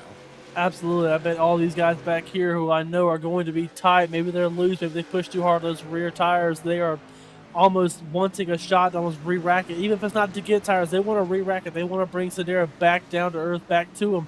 That way they can have a move to try to go make these aggressive moves they seem to be making on each other. They want a shot at the win, especially the 1 of Lockwood, 49 of Bettini, the 65 of Keenan Kimber. These guys that absolutely need points. Maybe these guys are below the cut line. We know a couple of these guys maybe not even above the cut line. I think Keenan Kimber is one of those. He is not in the top 12, or he's not in the top 15. A great win here could absolutely vault him up the point standings and put him right on the cut line. Maybe not in, maybe in the cut line. We don't know. But obviously he's going to be pushing hard. He wants a win. All these guys want those points that come with it. Try to get themselves ahead. Try to get themselves in that playoff push that's going to come later this year.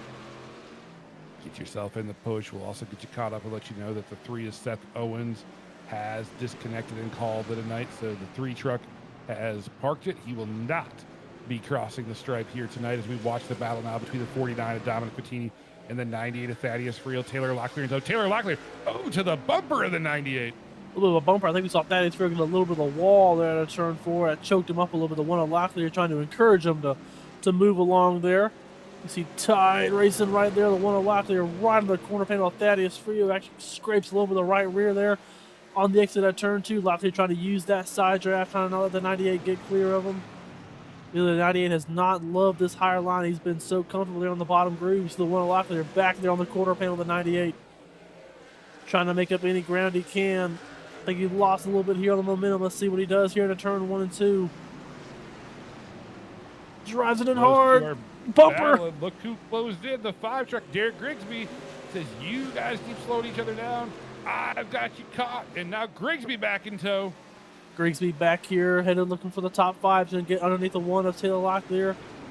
The 5 of Jared Grigsby. We've seen him and Thaddeus Friel really love that bottom apron groove right there. You see Thaddeus way lower. The 5 of Jared Grigsby not going all the way down there yet, but I expect him at some point to go down there. The 1 of Locklear gets a great run off the top of the corner there. as the 5 of Derek Grigsby will now go back underneath looking to get the pass done. Grigsby back to the bottom side, looking underneath the 1 of Taylor Locklear. Grigsby, but look at the run that Locklear gets off the top side. That momentum vaults him back in front of the 5 truck. The 5 truck has to be thinking, I've worked so hard to get up here. Just let me go. I'm faster. But this is a race, and racing means you battle it out to the checkered flag. And all that is on display here tonight as these two continue to roll on. All this for P6 on the track. And meanwhile, up front, Mickey Sendera over a 2-second lead.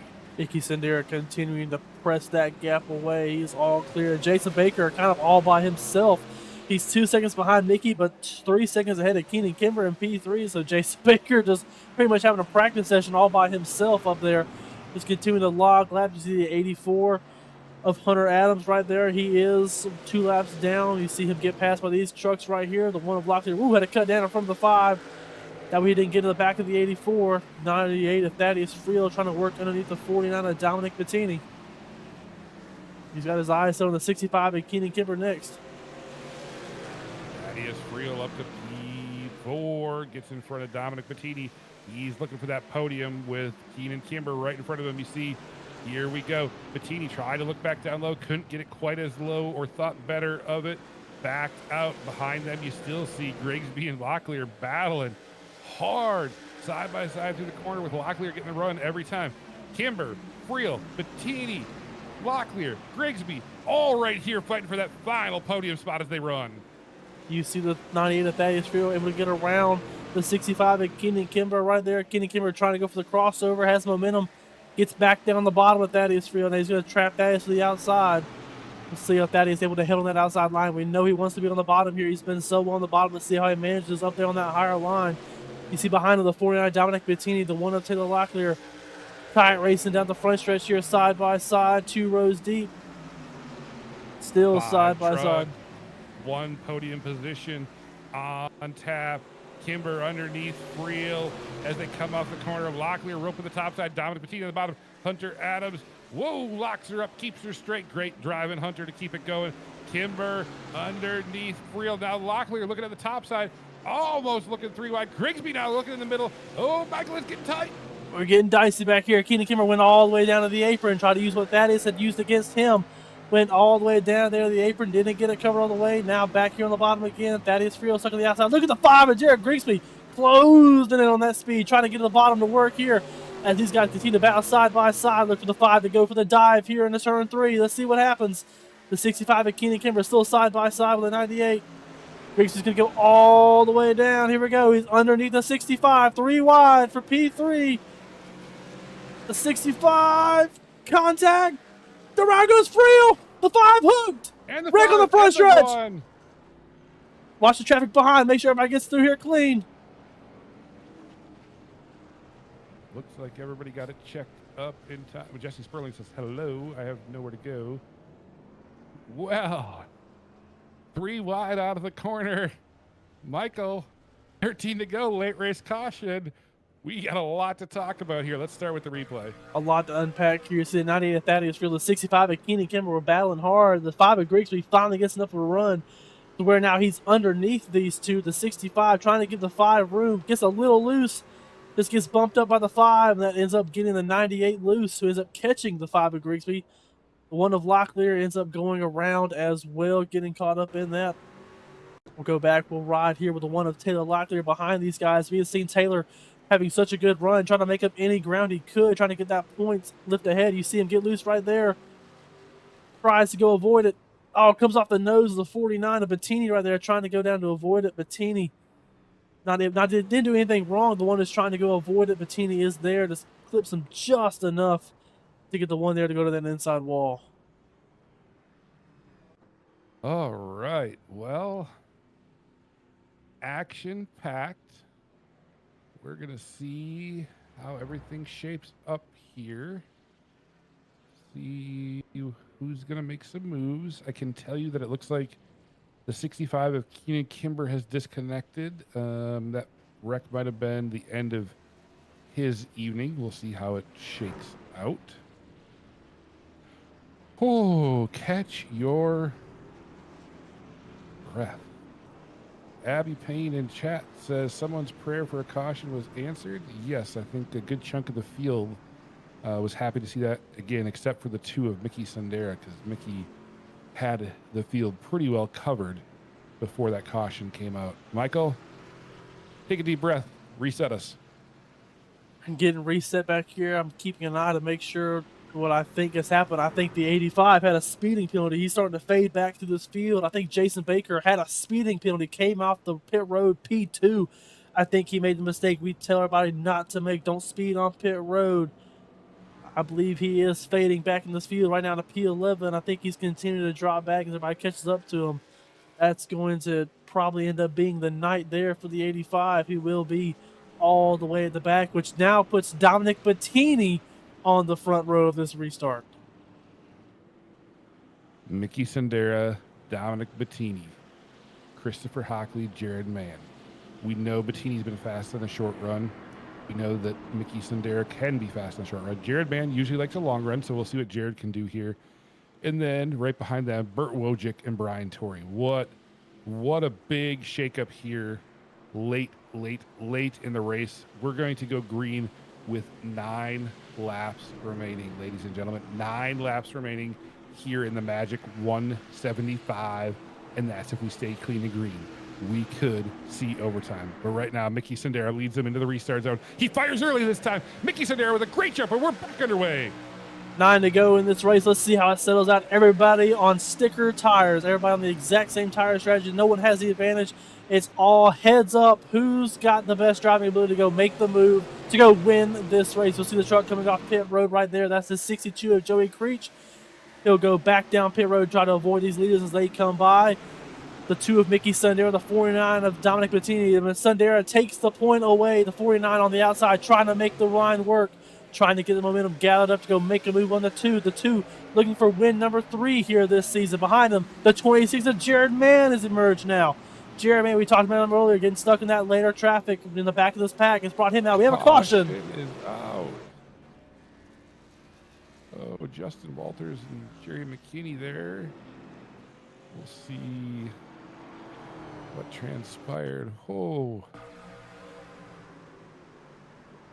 A little bit of an assistance was given there to the 46 of Justin Walters. So the 20 of Caleb Simic get in there a little hot, trying to maximize the braking zone. I think he didn't expect Walters to break that soon. Gets Walters loose, and McKinney just ends up going right there and T-bones him right in the door. That is what we call a difference of braking points. And boy, can it play out in real time, real fast. It's so hard to kind of guess. You won't want to get off the brakes too early and the guy ahead of you really gets away from you. So you have to push into the zone, but you don't know when the guy ahead of you is. Because when you reset on your restart, it's different than when you're running laps and you're hitting the same braking zone over and over again, because you're not at the same speed as when you come full speed off the turn 4 to go for turn 1. So guys have to almost relearn where that braking point is and figure out, okay, where do I need to go in? You don't want to overdrive it and hit the guy outside of you. So usually what you do is you try to bail out a little bit early and just a little early there than what Sid was thinking. And there's no brake lights, so you have to judge this based off of how fast you're closing on the bumper in front of you. So, imagine, rush hour traffic with not knowing when anybody around you is braking. But yeah, it's all good. We're going to reset one more time. I believe we will still be within the regulation window, so we still have green, white, checkered sitting on the shelf if we need them. But Mickey Sundera is going to have control of the restart again. Dominic Bettini again will be on that front row. And Jared Mann, P3, I think he moved up 1 spot. He swapped with Christopher Hockley that time. So we'll see. Again, P3 has had a really good chance on these restarts, Michael, to drive through and follow that leader off the start if they can match the timing. Exactly. I think Jared Mann's going to try to assist the 2 on the restarts. What he's going to try to time it up to give them 2 both the best jump out of the corner. Obviously, the 2 wants to be all by himself when he clears the zone. But the 26 may offer a hand to try to give him a little bit of a bump to try to encourage him to go in the zone and use the run that he's going to give him and try to drag the 26 with him as they head into turn 1. Dominic Bettini, though, has to be on it. He has to be ready to go, but don't make the mistake of trying to jump the restart. We saw it last week where somebody tried to jump the restart, had everybody stack up, and that caused a big wreck in the field. You got to make sure you don't go too early here. Don't go too early. Don't leg too far back. Go just the right speed. Make sure you hit your braking marks. Turn into the corner at the right side. Make sure you don't get loose and spin it. Just a couple things going through their mind here. Just a few things, and all that to determine if you're going to be a winner or if you're going to be second or further back in this field. We're going to find out. They're doubled up. The lights are off on the pace truck. That means we'll be going green with 4 laps to go. So we're still in regulation here. As you see Mickey Sendera get right up to the pace truck as they roll through turns 3 and 4.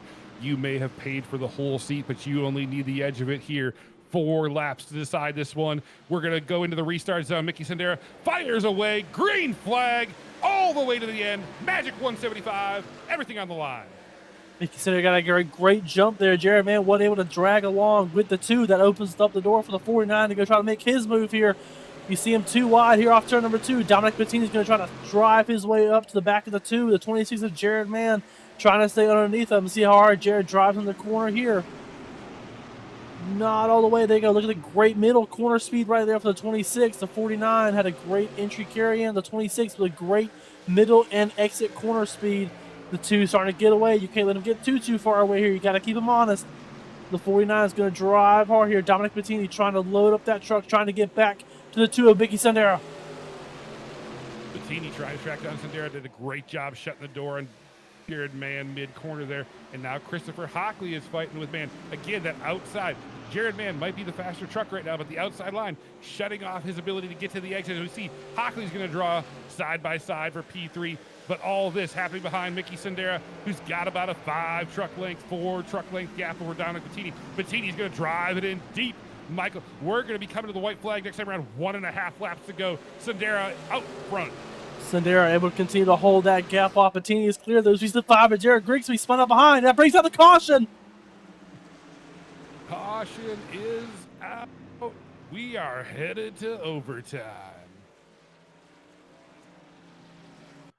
We're going to take a look at what happens to the 5 here. Let's see if he gets himself loose off this corner exit. He does, trying to get that truck turned down. Ends up taking that truck around, and he will bring out the yellow. And as you said, Troy, we are headed to some overtime racing. Overtime racing on the way. I can tell you the 98 of Thaddeus Friel has called it an evening as well. The damage might have been too much from that last wreck, but right now we're going to focus on the run to the finish. Currently, I show 13 trucks on the lead lap. We might get a 14th back if Justin Walters gets his lap back. We'll keep an eye on that. But Mickey Sendera on point, Dominic Bettini. We're going to do this over for the 3rd time with them on the front row. And this time, Hockley will be inside of Mann, the same 2nd row that we've done the last 2 times. So 3 times in a row, Michael, same 4 trucks trying to change the outcome.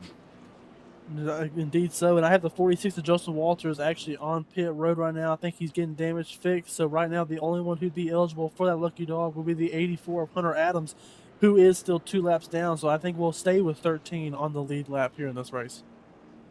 Thank you for that update. And hopefully Justin Walters can maybe get back out and salvage a couple points. Did you see the 84 of Hunter Adams make his way around? Maybe not the debut evening Hunter Adams wanted this night, but hey, he's still running at the end. And that's, again, the first battle is to finish the race. And looks like the 84 truck will get a chance to do that here this evening. So debut for Hunter Adams. Only can look up from here. And looking up to the front, Sendera and Bettini again, Michael. What does Dominic Bettini have to do to shake off Mickey Sendera on this restart? It's just so hard. Dominic's giving up so much ground on the restart. We saw him last time. He wasn't really exactly dead even with Mickey Sendera, but he's also not getting the jump he needs to be side by side with Mickey Sendera. And it's a double negative. He's not side by side with him. You're not going to have the advantage going into the corner, especially if you're already lagged back on that higher line. So yes, you'll get the run on the backstretch, but if you're already behind going into the corner, you're going to be in the exact same boat, if not get cleared by the 2, which is then going to put dirty air on your nose. So Dominic Bettini, I think his biggest focus here is focus on the jump. Do you want to take the gamble and maybe give up that P2 to try to go jump on this restart, maybe make that mistake of hitting that starting early penalty? How bad do you want the win? That's what it comes down to. Do you want to go take that gamble? Do you want to go for the win? Are you happy to try to go fight for your podium and try to beat him heads up, maybe with a little bit of a disadvantage with him having that jump on that inside row? We're going to find out what strategy it takes here in just a moment. This is the first green-white checkered. We have 3 attempts if we need them. This is the first of potentially 3 green, white, checkered. Sundera, Bettini behind the pace truck. The pace truck is going to peel off. Here we go, Michael. Get ready, side by side. Sundera early, he fires away. This time Bettini tries to stay with him. He's going to be side by side with Hockley as we head into the corner. Green, white, checkered. That's exactly what the two wanted to see right there. But look at Hockley. Big drive into the corner right there. He's going to try to clear himself off the nose of the 49. He will. Hockley's clear. Let's see if he goes trying to make a move here. We saw how well he got to the braking zone there with the two. How far does Christopher Hockley get into this corner? Not able to get there close enough yet. 3 wide behind him. Jared Mann, Brian Torrey, Dominic Bettini, 3 wide for third behind these guys. Mickey Sundera clearing away the leader. 15 of Christopher Hockley trying to track him back down. He's final lap. 1 lap to go. 4 corners. Mickey Sundera's got to hold on. Keep that truck in one piece. Off of turn Mickey 2. Sundera up front. Christopher Hockley going to push for everything he has. Here we go down the backstretch into turn 3. Sundera roping that first groove off the stripe. It looks like it's going to be his if he can keep it straight. Mickey Sundera is going to hold the lobster, be the first to take the 3rd win of the season. The 2 of Mickey Sundera. What a win. What a race there for the 2 of Mickey Sundera. We saw him have to go from the back of the field up here to the front of the field. Obviously a bunch of strategy throughout this race for everyone, including the 2. Gets that last spot there in these couple of restarts, gets that pivotal starting spot on the restart. That's what ends up paying off this race win for the 2 of Mickey Sundera.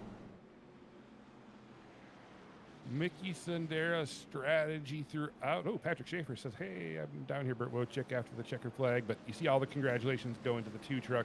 Mickey Sundera able to survive those late race cautions after a 2-second lead erased late by a caution and then a couple more cautions. But we're going to watch him come around and burn it down on the front stretch. We'll take a break and we'll come back with the final results and your post-race interviews.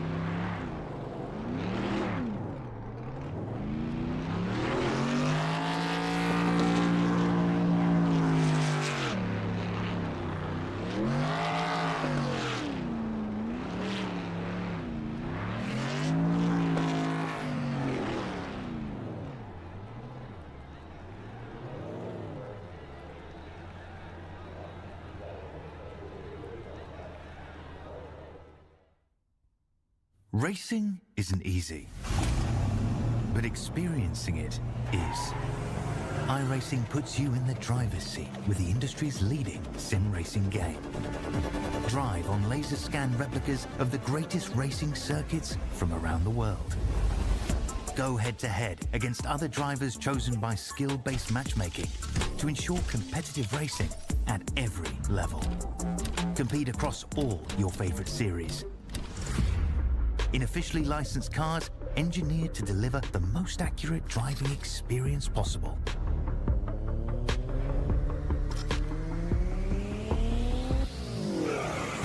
Join a race or host your own with players from across the globe. Race against the computer or in a league with friends. Feel the thrill behind the wheel. Visit iRacing.com.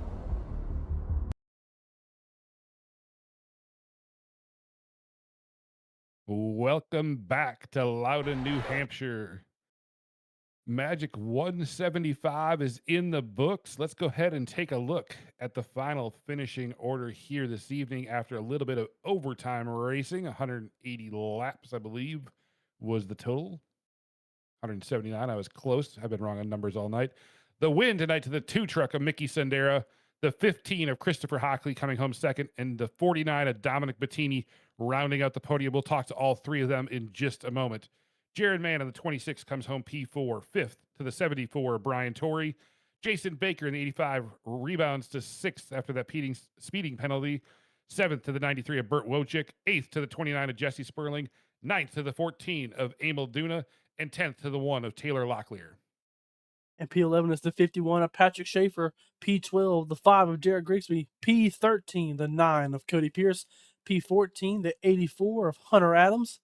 P15, the 62 of Joey Creech. P16, the 18 of Jerry McKinney. P17, the 20 of Caleb Sibbett. P18, the 46 of Justin Walters. P19, the 98 of Thaddeus Friel. P20, the 65 of Keenan Kimber. And in P21, the 3 of Seth Owens. And P22, the 58 of Joshua Baker. And rounding out the field, in P23, the 21 of Steven Justice. 23 trucks taking the green flag. A few accidents, weeded out a couple. But at the end of the day, 13 trucks on the lead lap and 179 laps to determine the winner. With that, we're going to go ahead and pivot to our post-race show, and we're going to start with our P3 finisher, the 49 of Dominic Bettini. Dominic, I'm starting to think that you like these interviews. I do. It's a little bit of a pride when I get called up to do an interview on a broadcast. So it's definitely a goal of mine to get here. And I've done it 3 times this year. So I think I'm doing pretty all right. That's awesome, Dominic. Congratulations on the podium finish here this evening. I think there was a big gap out front before that caution came out, and I'm guessing you were very, very excited to see that caution to get a chance. What did you need with all those late race cautions to get around Mickey? Speed and be better on restarts. He just kept beating me. I was trying everything I could to at least get a good jump there, but I just couldn't.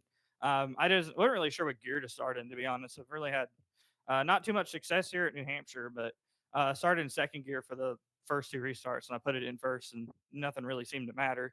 He had the best truck all night. I kind of same story as Richmond. I don't really feel like I had it in the long run. I didn't feel like I was really all that fast compared to some of the guys around me, but then the seas parted when there was a caution. Took out a bunch of really good cars in front of me, and I just capitalized on a good finish. A good finish indeed. And, the most important thing is to be there at the end. And you've been there at the end the last couple of weeks and podium finishes. Michael, what do you have for our 3rd place finisher this evening? Yes, Dominic, obviously, congratulations. Another podium. Kind of piggybacking off what you said, 3rd podium here this season. Obviously a young season, but one that you're kind of new to. How do you feel so far that you've been able to carry these momentum? Obviously, you've done very well on these short tracks. You said you don't feel great on these long runs. Do you feel like you're getting maybe better and kind of having that composure, that a little bit of, can't think of the word I'm looking for, but kind of the composure to carry out the long run a little bit better as you've gotten later in the season? Yes and no. So I felt like Richmond, I'd be so good on the long run, and then I just wasn't.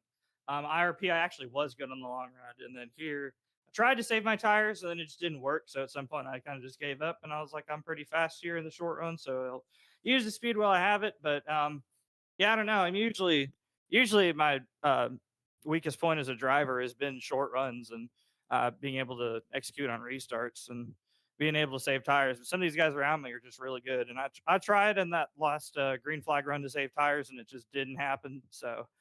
Yeah, the only way to get better at it is experience and keep running with these guys. And it's really fun racing up front with those guys. I'm not really sure what all the cautions were all about, but up front, it felt like it was really fun and everyone was racing each other hard.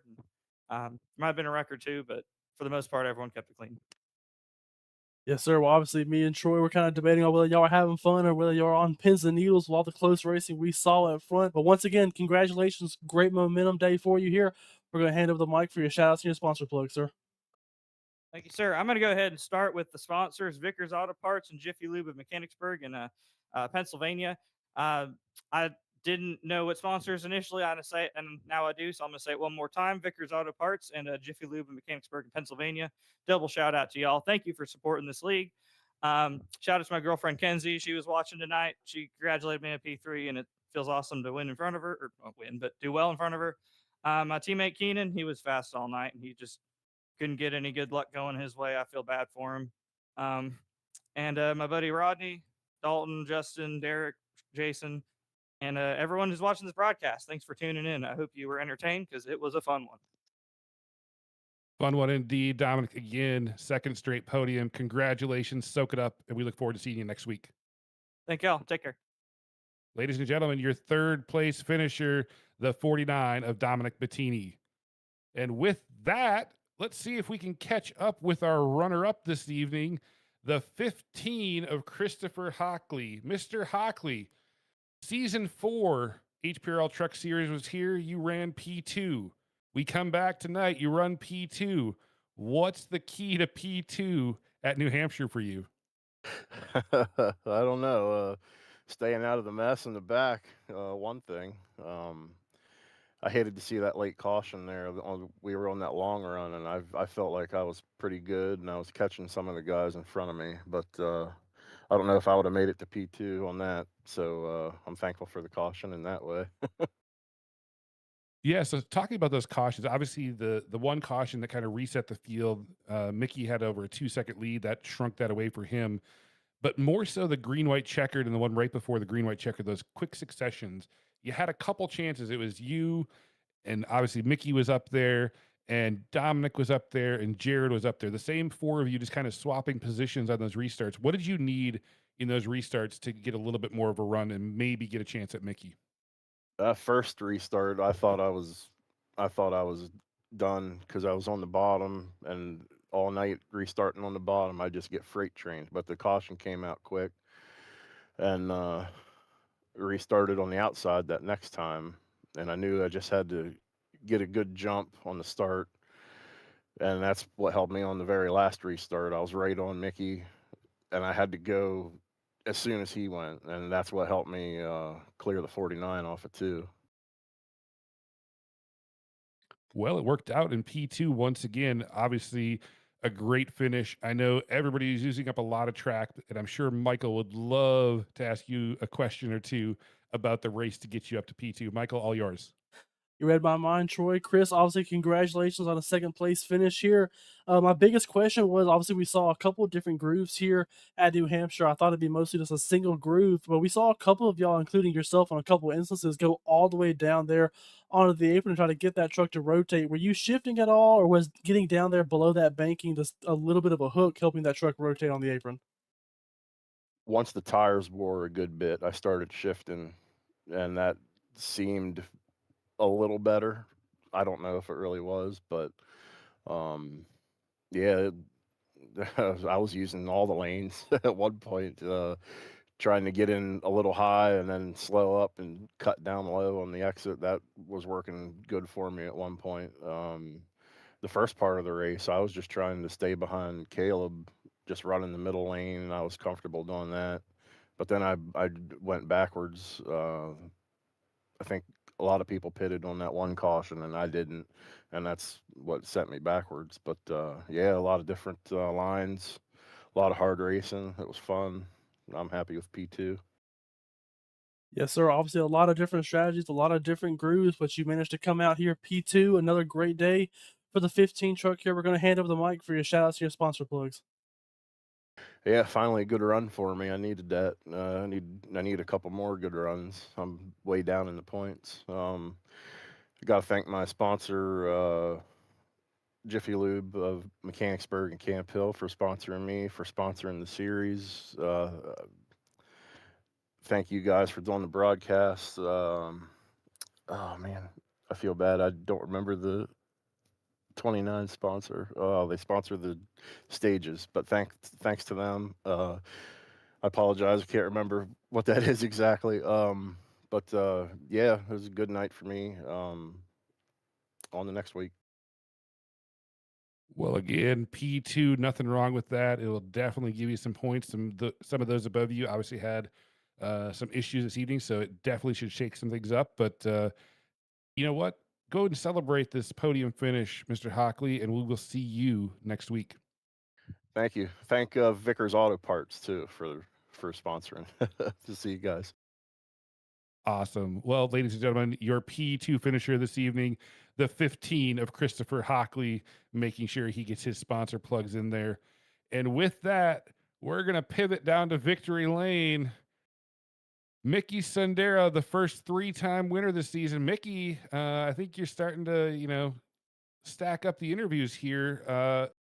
Walk us through to what tonight was. I mean, you had a 2-second lead, over a 2-second lead, and that caution came out. I'm guessing you weren't the happiest driver at that moment. Yeah, no, definitely, wanted that to stay green, but all in all, it was a fun race. Track position was so important because it was so hard to pass, and just getting to the front and staying in the front was very key. And then obviously, I was pretty good there on that long run. But yeah, hate to see that caution come out, but I'm just glad I was able to bring it home. Yeah, you were definitely able to bring it home. And I think one thing Michael and I picked up from talking to you before was how you can use that high line on these short tracks to carry that momentum. And it seemed like even when you were at a tire deficit in one of the runs, you were able to minimize how many trucks were able to get by you by really using that high line to kind of defend. They could get next to you on the low line, but they couldn't get that exit. Was that a strategic call on your part to make sure that you could do that, or did it just happen to work out that way for you? Yeah, no, I knew I was at a tire disadvantage, and my only option was to run that high line just to get that drive off, just to stay as close as I could to the leaders and not lose, you know, positions after position. So yeah, it it ended up working out in my favor, and yeah, that was just the groove that I was in all night was that high line and both ends of the track. Well, it definitely worked for you, Michael. I know you have a lot of thoughts about Mickey Sendera being the first three-time winner this season. I do. Obviously, congrats, Mickey. The first of three. A big momentum shift here for you here, trying to close into your teammate of Jesse up there at the top of the standings. But I kind of want to highlight, obviously, Red Bull gives you wings, but man, on all these restarts we had to deal with, it looks like you had jets strapped to the back of that truck. Kind of talk us through your mindset on all the restarts that you had to go through at the end of this race. Yeah, no, I was definitely nervous on the restarts. It's just I don't know. I just when I feel like going, I'm putting the pedal to the floor, and there's really no, strategy to it. It's just, I guess, finding the right spot in the restart zone and just hammering down and hoping to get clear of the outside guy. I got one more question. So obviously the race off pit road there, towards the end of the race, you saw the 85 had a speeding penalty. How did that kind of change your mindset when you had Dominic Bettini on your outside? Did it really change how you approached or how you're going to drive that truck? Was it still the same thing of just putting that foot down and make sure you got the turn first? Yeah, no, that's unfortunate for him, but it didn't change how I was, going into the last, what was it, 10 laps. I knew, being in first was going to be key. So when I found out that he had a penalty, I was excited because I thought he was going to beat me off pit road. And yeah, just dealing with the restarts and just trying to get clear and have that clean air in front was very, very key to this race. Yes, sir. Well, obviously, congratulations once again. Another great win here out of the two machine. We're going to hand over the mic for you for your shout out to your sponsor plug, sir. Yeah, thank you. I want to thanks to Jiffy Lube, Mechanicsburg, at Camp Hill, Pennsylvania, Vickers Auto Parts, um, GB22 Designs for designing this awesome scheme. It was very fast. My 864 teammates, Jesse, Caleb, Josh. Um, Thank you to everyone who tunes in week, every week and watches the broadcast.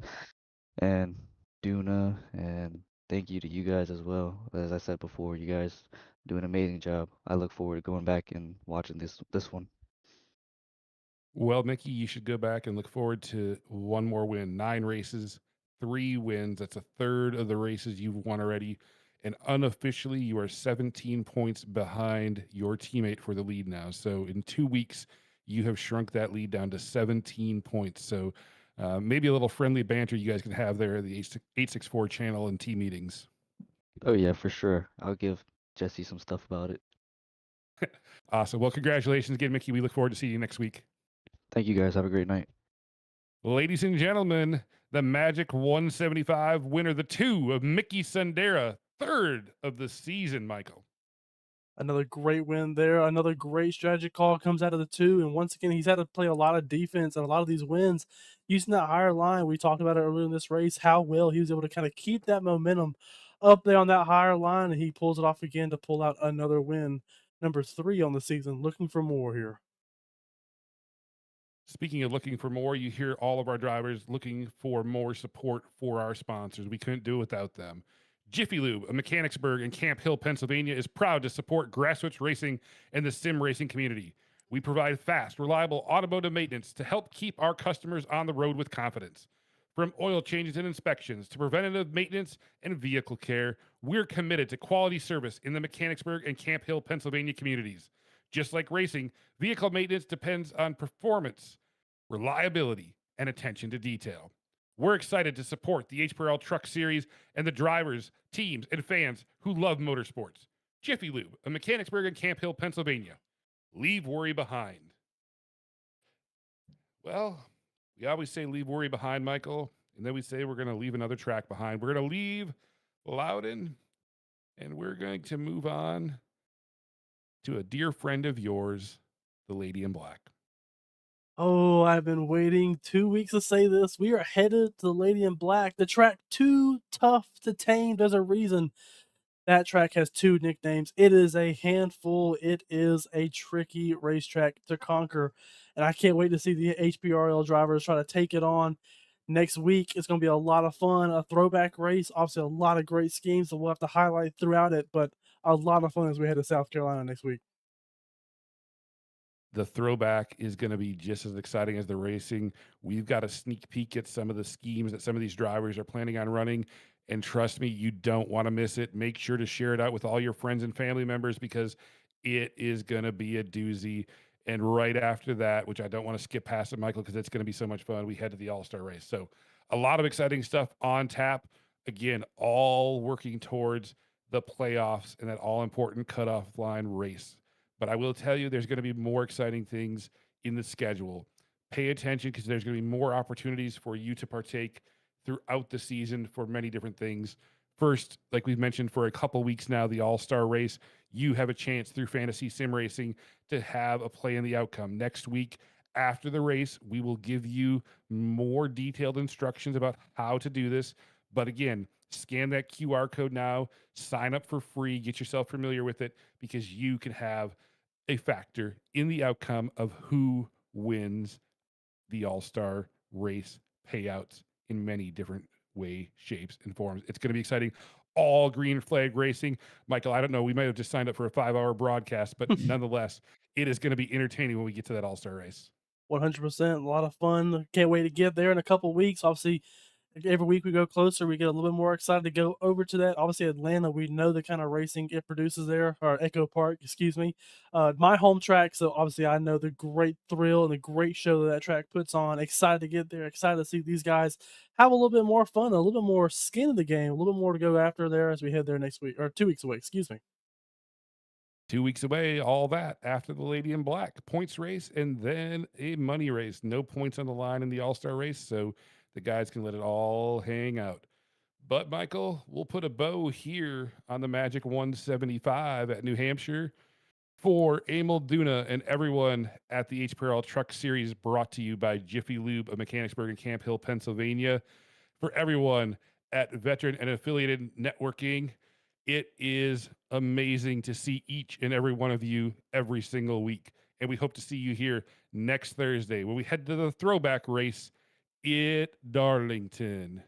For Michael and myself, I hope all of you have a wonderful evening and a great week. And remember, keep it between the lines.